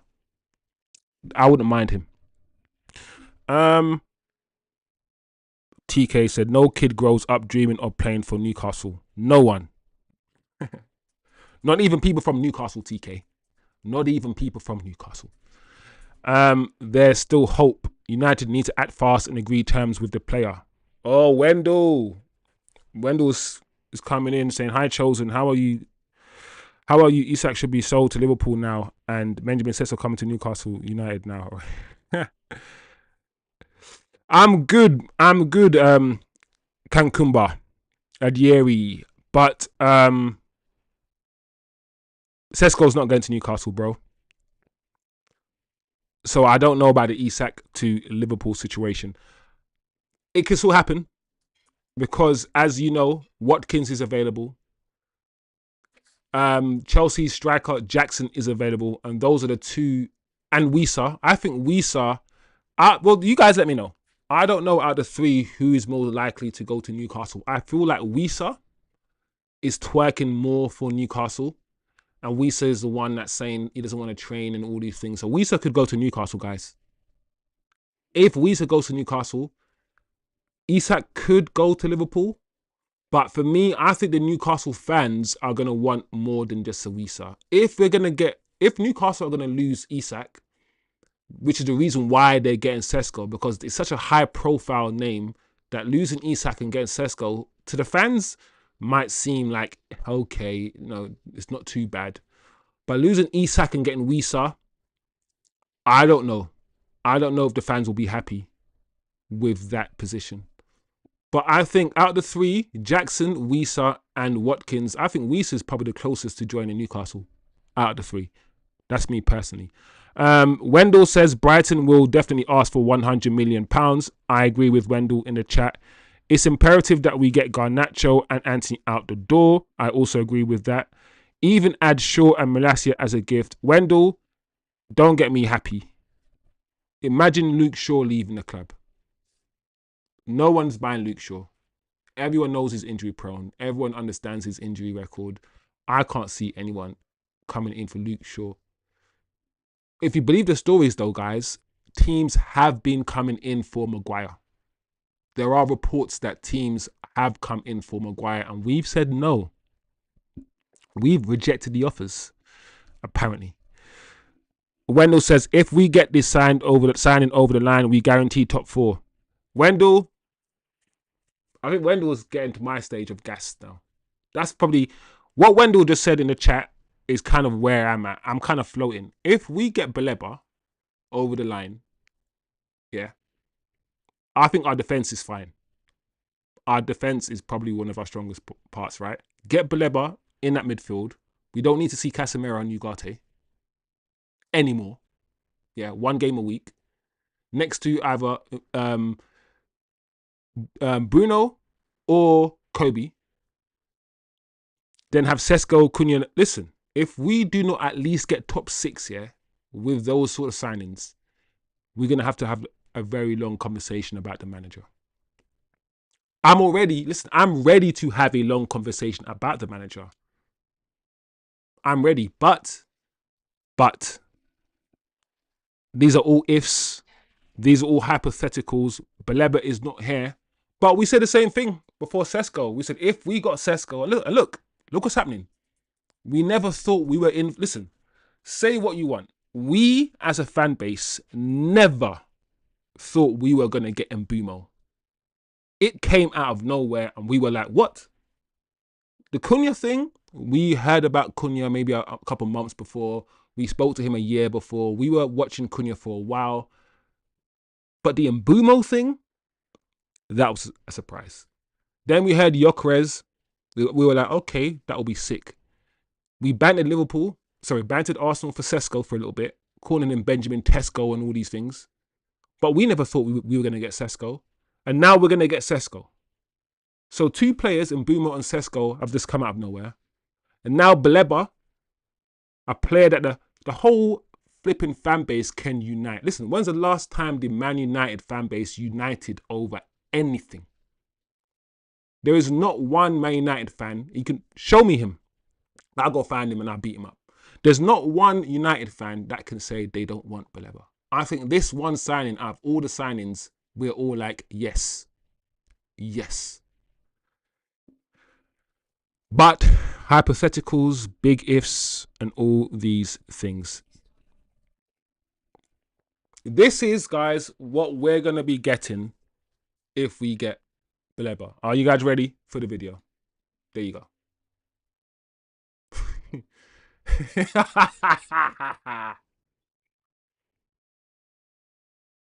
Yeah.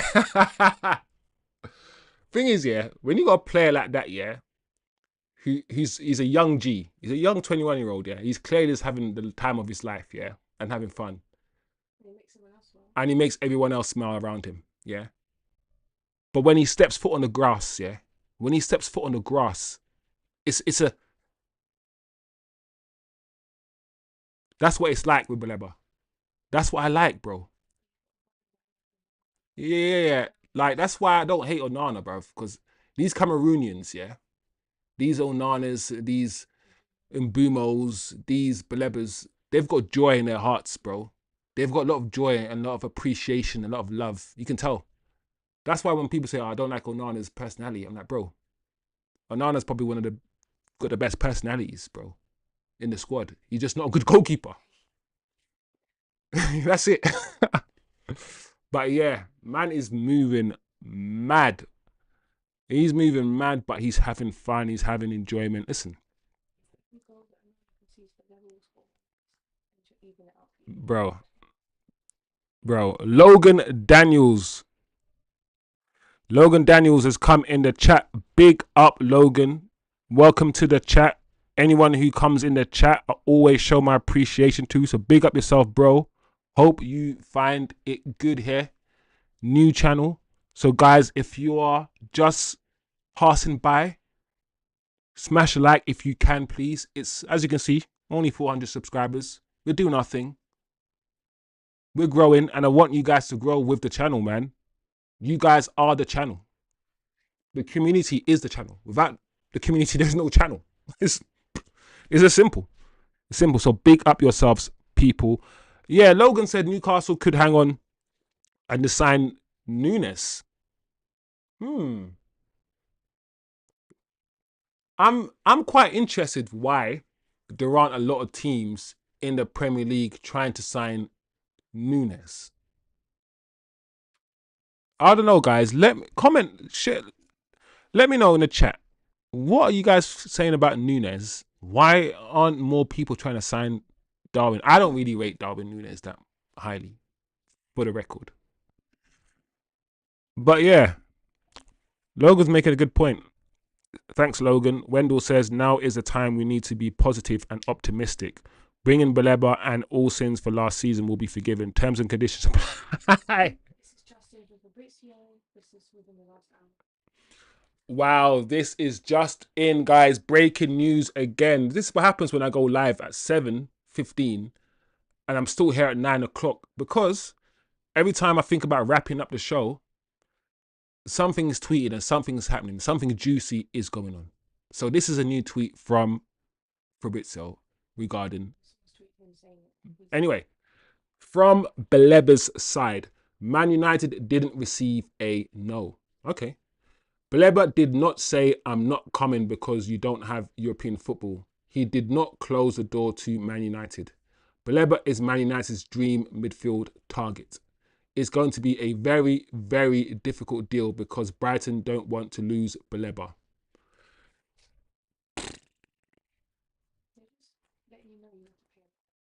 All right, let me think about this, guys. Let me think about what's going on there.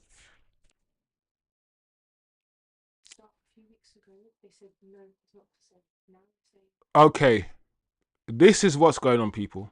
Are you ready for Chosen Wisdom's assessment, which is always right?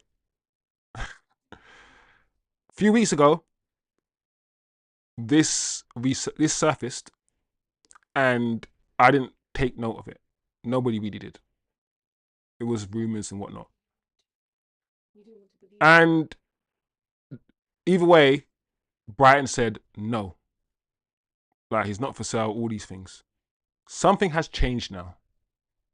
Something has changed because we keep hearing we've gone from Brighton do not want to sell and he's not for sale to Brighton do not plan to sell.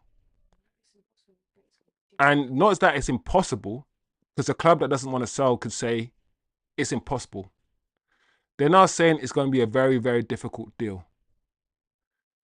This, to me, if we can read between the lines and understand how deals work and understand transfers, this is a ploy for Brighton to say, listen, he is for sale.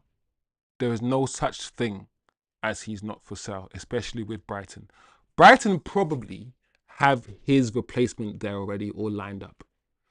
Brighton are saying to Man United in plain English, we will sell him if we get the right price. Can we all agree? Can we all agree in the chat that's what's happening here?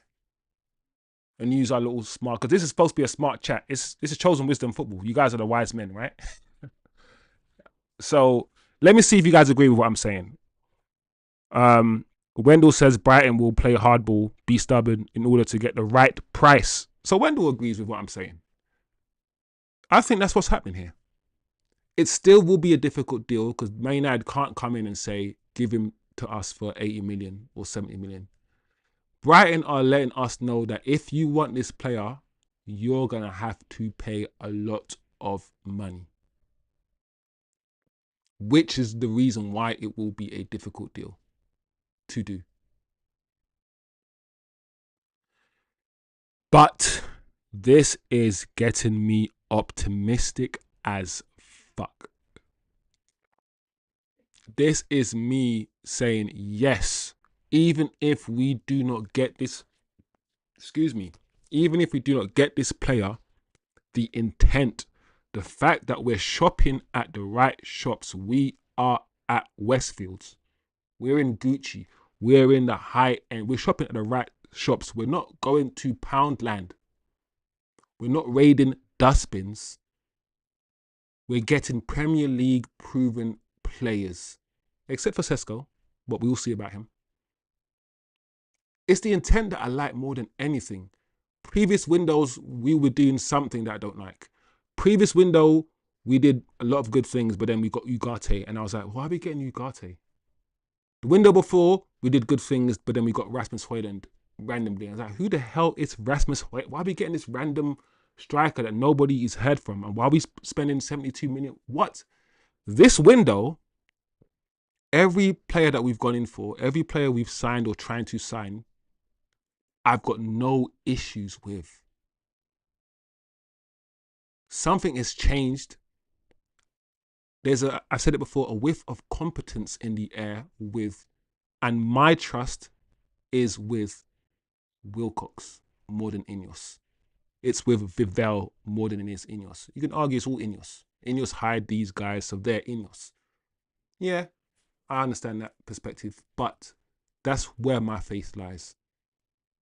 This is good. And also, the reason why I'm optimistic and I'm happy is because we're not even near the end of the window. It's not like we've got 5 days left. We still got a month left almost. 4 weeks, 3.5 weeks left. So if we get Sesko over the line by this weekend, we've got 3.5 weeks to get Baleba. And we could take our time, negotiate. Arsenal don't want a midfielder. They don't need him. Man City don't need him. They don't want him. Liverpool don't need or want him. There are clubs that, if they had space, they'll definitely be in for him and had the money. But Chelsea got Caicedo. Chelsea got midfielders. They don't need him. I reckon he wants to come to Man United. I think he does. Guys, I'm getting a bit gassed, guys. I am getting gassed, guys. I don't know, but I might, you know them ones where you punch the wall in your house because you're angry, because you're happy. I know that's a lie. I won't do that. That's stupid. But like, yeah, this is crazy, guys. It's mad. TK says we were shopping at Lidl. TK, we were shopping at Lidl. We were raiding dustbins, bro. That's what we were doing, bro. And now we're going into flipping Tiffany's. We walked into Tiffany's and we walked out with 2 diamonds, bro. That's what's going on. Wendell says, whatever it takes, I'd rather pay what Brighton ask in order for us to fight for top 4. Take into account that clubs earn 100 million if the qualify. That's the thing. One of the things I'm thinking about is us spending this kind of money this summer.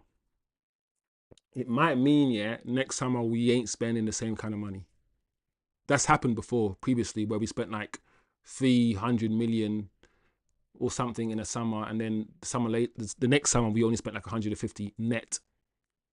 So take out some loans, United, move some cash around, get this player, get the players off the books that you need to get off the books, and keep it moving, people. Niche fan, big up Niche fan. Welcome, bro. Saudis are just going to offer £1 million a week after tax to players and then loan them back to Newcastle with an option to buy. That doesn't violate FFP, and I understand it. Read that. Saudis are just going to offer £1 million a week after tax to players and then loan them back to Newcastle with an option to buy. I understand that. And let me try to think that out. Think that properly, Niche fan. That's bookie though, Niche fan. There's so many ways around things, yeah, that these clubs are all finding. So what's the point of like implementing certain things where there's so many loopholes? Yeah, man, big up Niche fan though. Big up yourself, bro. Chelsea will start try for Baleba. They don't care. No, Eddie. No, Eddie. No. Go with bro, I hate Chelsea, you know. Chelsea's that team, yeah. Chelsea, they're like the flipping outlaw in the Wild Wild West. They're that guy that no one, like, when that guy's walking around, everyone just closes the door, closes their shutters, turns things off. That's Chelsea, bro, because Chelsea are like bullies in the market, bro. They buy who they want. They sell their trash for like double. They'll buy a player who's not good and sell him for like double the amount they bought him for.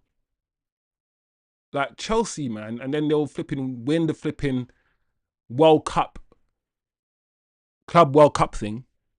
Like I can't stand Chelsea, bro. They're such a fake club, bro. And the thing is, I live right next to Chelsea. I've spent most of my life, yeah, almost practically living in Chelsea. That's the neck of the woods I spent most of my life. I don't like Chelsea Football Club. If I could fight Chelsea Football Club, if Chelsea was Chelsea was a person, I'd want to have a boxing match with that person. I would. Go away, Chelsea, man. Yeah. I mean, Baleba needs to push for the move. He does. 100%. Logan Daniel says, I think we're just checking the situation or his price tag in case sales come around. Remember the bomb squad is still for sale on clause and players that Mason. Yeah. I agree, Logan. I agree. I mean, I keep repeating myself. He will cost at least £100 million. He will. I know Man United are saying that we've got the money and we might have the money for Sesko, but something tells me that with this one, because every time Man United keeps saying they have the money, it surprises us. We're like, wait, how did they get the money for Mbeumo? They ain't got no money for Sesko. Wait, how did they get the money for Sesko? They ain't got the money for Baleba. What? Wait, how the hell did they get the money for Baleba? Nah, they ain't got the money for Donnarumma. Oh shit, that's what United are doing. But for this one, I actually think we need sales. As much as they say we don't need sales, then we do need sales, then we don't need sales. I think for this one, we do need sales. So I agree with Logan Daniels in the chat. And I keep saying, even if we don't get him, even if it's just us sending out feelers just to find out his price tag, it's the intent. It's the fact that we're looking at the right places. We're looking at the right ballers. That's what I'm happy about. That is what I'm happy about. Niche fan says, because the Saudis won't accept being insulted like this, not being able to sign players, the only pool they have is mega money. So niche fan in the chat is making a good point. I've always thought this, especially the Newcastle guys, the guys who own Newcastle, they're the richest guys in the league. They don't want to look foolish. They don't want to look silly. They're proud people. So they're going to be doing things. For sure. I can see Newcastle, even if I can see us trying to go in for Baleba and Newcastle just scuppering our Baleba deal now. I can see it happening. So TK says Chelsea are cooking the books. They just haven't been found out yet. How do they sign 38 players every window? TK, Chelsea get me mad, bro. Chelsea last season, I saw a stat saying they spent £1 billion in the space of 12 months. 1 billion. Chelsea sign about 100 players every season and sell about 20. Is Chilwell still there? I think Chilwell's still there. Like, I don't understand. I think didn't Chelsea get fined? They got fined this year, didn't they? I think they did. Listen, we can talk about Chelsea all day, bro, but Chelsea, I want to face Chelsea in the league and just fist them up. Yeah, Chelsea were fined £27 million for breaching financial fair rules. So Chelsea were fined, 27 million earlier on, a few months ago. Enter the Club World Cup and win 100 million. So you took £27 million from them, and a month later gave them 100 million for winning the Club World Cup. So it's like, what are we doing here? And do you know what it is? It's the annoying thing they only got in. Why did they qualify for the Club World Cup? Why? How? Coefficient, bro. Chelsea, man. I can't do Chelsea. Anyway, Niche fan says each Saudi league team could buy one player each and pay that player £1 million. I think I said, did I read that already? Yeah, yeah. You know, I didn't. The Saudi clubs won't pay 95% of their wages. They're doing, Niche fan is saying they're going to do a workaround, boy. A proper workaround, man. Wendell says Garnacho will definitely go. Anthony and Sancho needs to be dragged out. Woo, guys. So, what a show, man. What a show. 2-hour show, 2-hour stream, guys. We spent most of it talking about Sesko, confirming the updates that are true. Essentially, we are on the verge of signing him. We just need to agree the deal with Leipzig, and we have the player. Medical will follow, of course. And I believe, guys, that by Friday, and I've said it before, and I'll say it again, by Friday, things will... I think by Friday, he'll be having his medical. That is what I believe. We also spoke about the possibility of Hojlund leaving. That is growing more and more. The closer we get to the Sesko signing, the more we're going to hear news about Hojlund leaving. So expect that to hot up. Expect us to be talking a lot more about Hojlund leaving in future shows. Listen, we spent a lot of time today talking about Baleba, and boy, oh boy, are we gassed. I think this is one of the approaches, because we haven't signed him yet, of course, that unites the fan base. I don't know any Manchester United player, yeah, or fan that would be against this signing. Maybe Ugarte and Casemiro. Maybe they might be. But you know what I mean. Very, very good news. The intent, the intention, the focus, the drive, the fact that we want someone like this is good news, people. Brilliant news. We have goalkeeper and midfield targets that are next, and clearly we are looking at the midfielders now. We are signing or on the verge of completing a Sesko deal, while at the same time looking at other players. And we always said, as a fan base, Man United need to be doing multiple things at the same time. Clearly we have been, and we are. We're setting things in place while working on a Sesko deal. Beautiful. Something is changing. I'm not going to wax lyrical about Ineos and saying they're the best thing since sliced bread. Time will tell me this. But I have to be objective and say, yes, there's some things they didn't do well. They should have sacked Ten Hag earlier, for instance. Dan Ashworth, they hired him and then they fired him. That was a mistake. But they've also done some good things too. So we have to be objective about it. We confirmed that Cunha signing fell into last year's financial term, if you're going to call it that, which is good news for us when it comes to balancing the book. We also know Al Hilal want Darwin Núñez. We haven't actually spoken about Al Hilal wanting Darwin Núñez, but that is true. And Leipzig are also looking at Liverpool's Harvey Elliott. That is also something that is rumoured. Well, not just rumoured, it is true.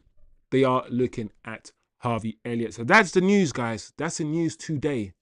All summed up, amalgamated for you in this evening's show. I hope you guys have had a good time, man. I think it's been a good show. It's been a good show. Garnacho will definitely go. I read that already. Niche fan says, yeah, they could say to Baleba 1.2 million a week after tax, mate. Don't worry, you'll only play once in Saudi and then off to Newcastle. Niche fan is getting me worried. If Niche fan if it's true what Niche fan is saying, he's getting me kind of worried a little bit. But Cunha and Boomer only wanted Man United, and we're not in the Champions League. Sesko wants Man United over Newcastle, and we're not in the Champions League. We will only go for players who want to play for us and only us. That is the MO. That's the ethos right now. And yeah, I think we can get Baleba. TK says, Wiz, Your show today sets the pace for the rest of my week. Thank you for letting me ride your coattails, bro. It's all good, bro. That is what it's here for, man. The community is here to spread the love, bro. If I'm gassed one day, I'm going to come and I'm going to gas up the chat. You're going to feed off the energy. And that is that. That's what it's about, bro. We all support the same team. And all of us want Man United to be successful. We all remember the good days, bro. And that's all we want. Just to see some good football. Some good players. That's it. That's it.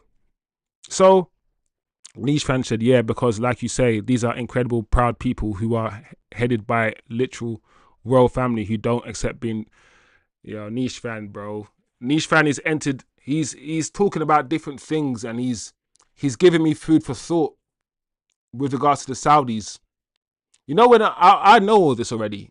When someone else is saying it to me, it makes it more real rather than just me thinking in my head. So I hear what you're saying, Niche fan.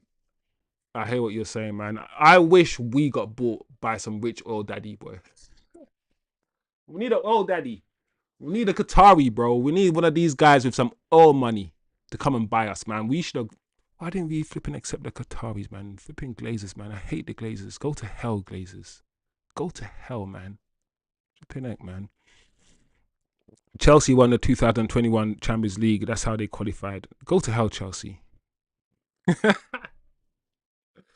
2021 Champions League. Chelsea, bro. Chelsea, man.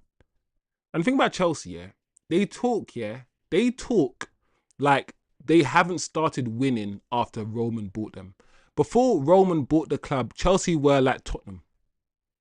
And since Roman bought the club, they've won like 100 trillion trophies. Like 90% of Chelsea's trophies have been won since Roman bought the club and injected all his money in it. And then they have the nerve to talk about Man City buying trophies. Shut the hell up, Chelsea. Shut up, you hypocrites. Logan says, so excited for this week. Also think he has a medical on Friday. Logan, that's my expectation. The way things are moving, Logan, I think a medical could happen on Friday. I think we could get the here we go tomorrow. He's already agreed personal terms. And then Friday he flies out, does his medical, and then gets presented on Saturday before the game. That's what I hope. Wait, the game's on Saturday, right? Yeah. Saturday morning. As in Friday night. Oh, the game's on Saturday night, Sunday morning. Oh, during the day. I'm so slow. The game against Fiorentina is on Saturday at 12:45 p.m. Okay. All right. Fair enough. TK says Newcastle isn't an upgrade from Brighton. Niche fan said I'm scared now because the Saudis won't accept not winning. Niche fan is shook us. Niche fan is telling us all the things the Saudi could do. The Saudi could come. The Saudis could put you in a body bag. The Saudis got all this money to eliminate this person, all these things. I'm like, raw, Niche fan. This sounds like Taken, bro. This sounds like a Taken movie, bro. Don't anger the Saudis. Is basically what Niche fan in the chat is saying. Don't anger the Saudis because you don't know what they're capable of. Yeah, Niche fan shook the chat, you know. Now, after what Niche fan is saying, I think we should come out of the Sesko deal. You know them ones. Yeah. TK says Qatar showed interest. United swiped the wrong way. TK, that's the biggest mistake. But I don't think the Glazers wanted to sell the club. Clearly, they didn't. Clearly, they just wanted to get a bit of money. They sold some shares for 1 billion or whatever it was. Pocketed all that money, right? Didn't still no. All our money goes on the interest. How does all our money goes on the interest of the debt, not even the debt itself? Bro, we are every time. Listen, that's why I don't want to think about things like this. When I think about the club itself, guys, and like I said, I do finance, so I understand what's going on. It depresses me, and right now, I don't want to be depressed. Right now, I want to be a believer. I want to be a believer. I want to believe. Mm.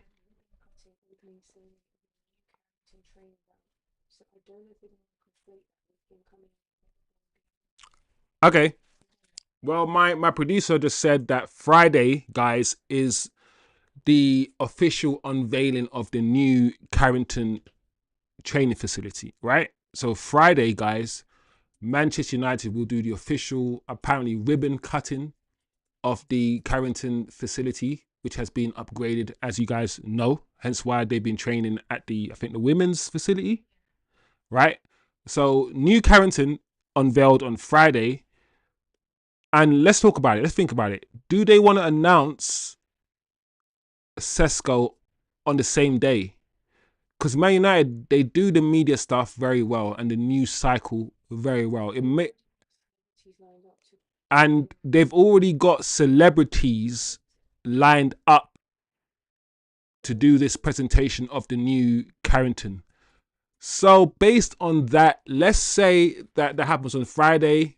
That will carry.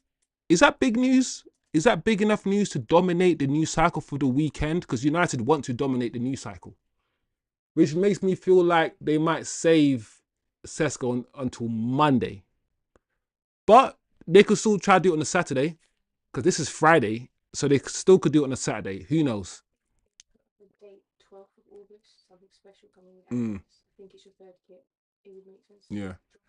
Team in the third kit. And also, 12th of August, guys, remember, it's coming from me. The 12th of August is something special is being launched at Manchester United. I believe the 12th of August, which is in 6 days, is going to be the release of the third kit. That's my guess. My guess is that 12th of August, the black kit is going to be released. This Friday, 8th of August, the new Carrington. So maybe somewhere between those two dates, we will announce Sesko. We're not a club that ruins or spoils, misses out on any kind of media opportunity. So I think we're very strategic when it comes to the announcement of things at Manchester United. So just bear that in mind. That's why I often get it right when it comes to when things are announced. Because I just look at the media cycle. I look at how Man United have done in the past, and I try to make a calculated decision about when we're going to do things. Yeah. Anyway, before we go, let's quickly see the chat. Plus, Sesko is not going to start anytime soon, guys. So, today's MVP, Wendell's pretty face. That's funny. Logan, big up Turkish, says you got your new training ground opening ceremony on Friday. Yep, said that. Logan Daniel says, how great would that be? Really now, guys, how the fans would love that at the Theatre of Dreams is mind-blowing for me. When is that third kit official? Yeah, I don't know for sure, TK, but you know me, I like to make calculated guesses, and I think Adidas has posted the 12th of August, right? As you guys can see. That's what Adidas are doing. And it's got a black dot. So it's got a black dot, and it's got a yellow dot, and it says the 12th of August. So you guys know me. That has to be the third kit. Can we just use our brains on this channel like we do? Because let's make this channel the most intelligent channel. That is the third kit, right? Adidas, 12th of August, black, yellow. That's the black and yellow third kit that's going to be released on that date. Surely, people, right? I don't know. Let me know what you guys think. Thames Jen, big up yourself, Thames. I hope you're having a good evening, bro. Yes, I like Sesko, Carlos, Baleba, Donnarumma. Also make plans for Amram, please. Thames Jen was the guy who used to come in saying, Baleba, he's getting everyone he said. Listen, Thames Jen, I'm not going to lie, yeah? You used to come into the chat, yeah? And you used to just say what you like. And you used to quote Balem. You quoted Cunha and Bumo. You did quote Baleba. And you did quote Sesko. And you did quote Donnarumma. And every time you came in the chat, Thames Jen, I was like, we're not getting those players. We're not getting those players. So Thames Gen, you might be the reason why we're getting Sesko. You actually might be the reason why we're getting Baleba. You were focused on certain players and you're getting them. You are getting them. So Thames Gen, big up yourself. Big up yourself. You were adamant. You were like, I want Baleba. It looks like you might be getting Baleba. Thank you. That new black kit is a cat's meow, says TK. I'm with you, T Kizzle. T Kizzle, you know. T Kit, man. Look, my tweets already got reposted. Yay. I'm not really on Twitter like that, guys. But as you can see, my Twitter handle is just Chosen Wisdom. Just like I'm not really on Instagram like that. I'm on Twitter a lot more than I'm on Instagram. So Twitter, Chosen Wisdom, TikTok, Chosen Wisdom, YouTube, Chosen Wisdom Football. Wendell says they will release a sad kit on 13th of August, my birthday. Ekatizzle. Ekatizzle. All right.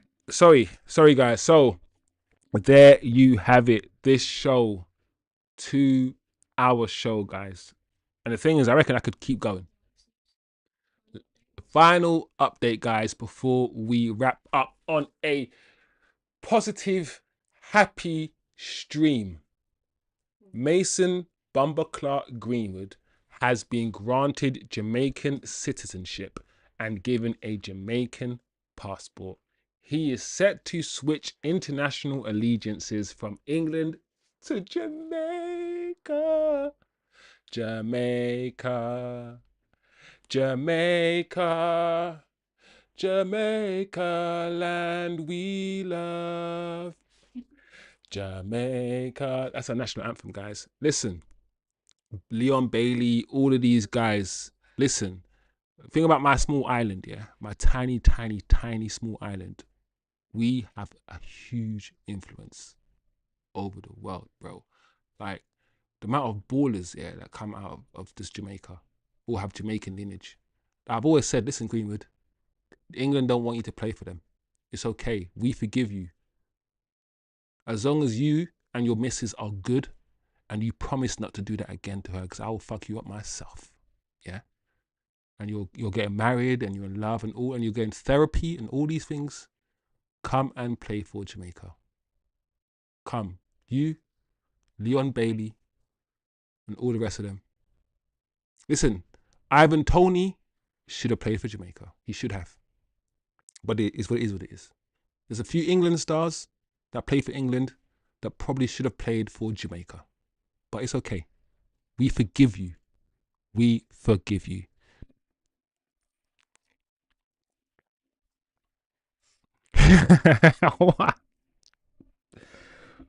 Wendell, what's the plan for your birthday? I don't know if I can read it out on the YouTube. Wendell said, I'll feel blessed, you know. I said, that's a typical type of week for Wendell. When Dizzle. Is everyone going to be Izzles now? We've got T Kizzle, When Dizzle, Logan Izzle, Nee Shizzle, Nee Shizzle, Turkizzle. You know. Oh, I didn't even see this. E5S came in the chat. A new person came in the chat I didn't see. Eddie Blizzle, Sanket Tizzle, Mil Tizzle. Oi, Jerry's hard though, because it ends with Y. Jerizzle. And even Mbwanizzle. Mbwizzle. Don't know. Whizzle.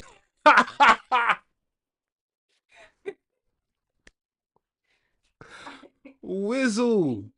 Yeah. Nah, man, I'm Whizzle, bro.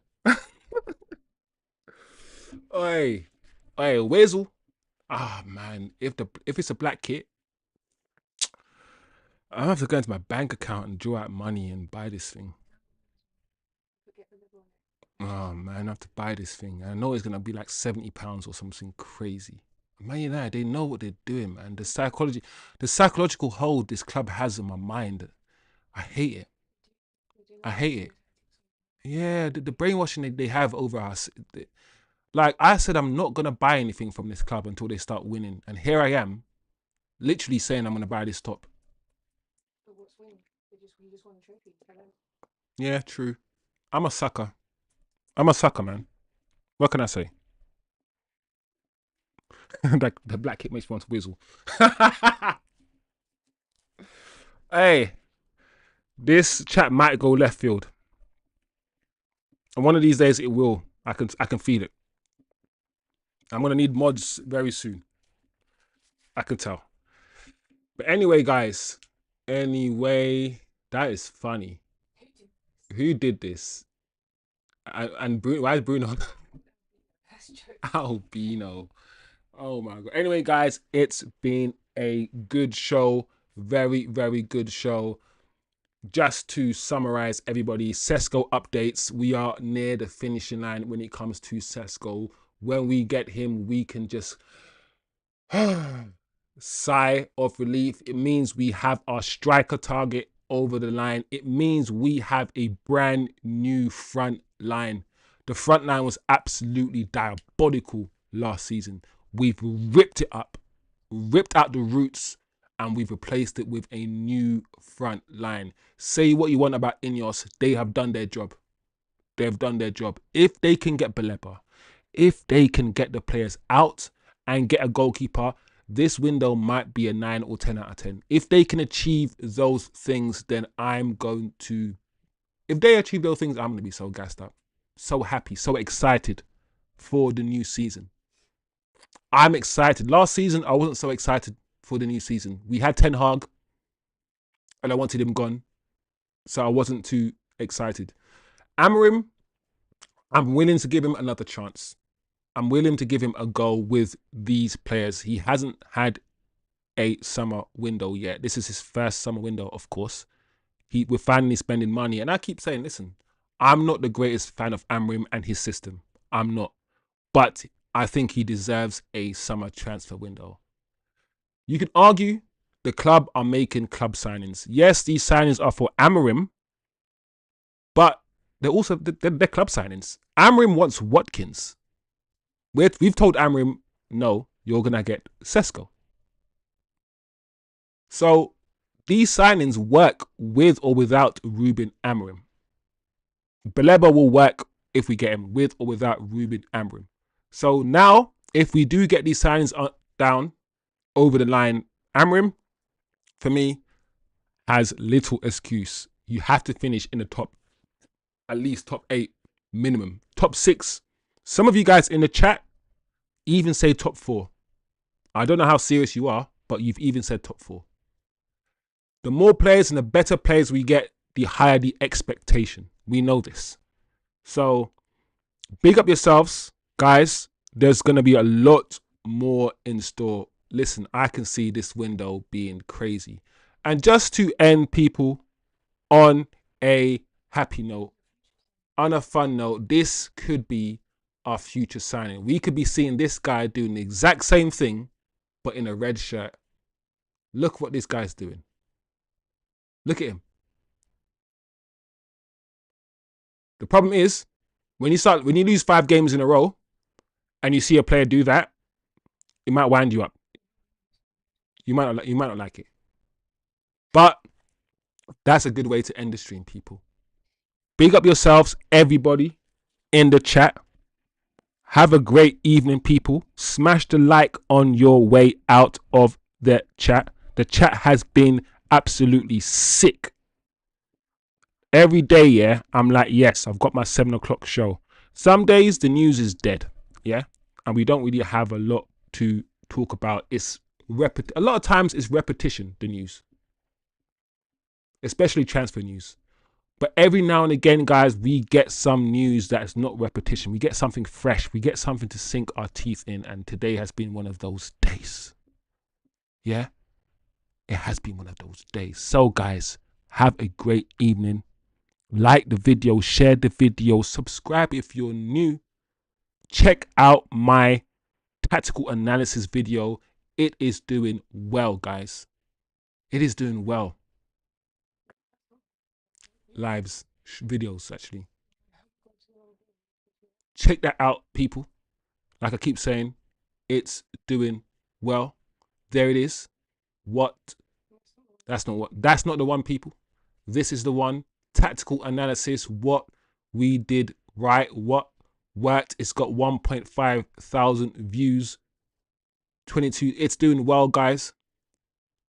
I'm going to do more of these videos, more of these tactical breakdowns, match reactions, and I'm planning on doing a show with somebody, split screen, chopping it out, having conversations the way that other YouTubers do it. So the channel will continue to grow. Let me know as well, guys, what you want to see on the channel as well. It's a community that I want to build for you.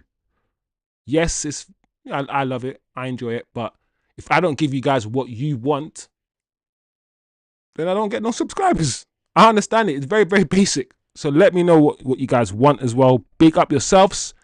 Have a good evening. And I will see you guys next time. Don't forget, it's easier to love than it is to hate.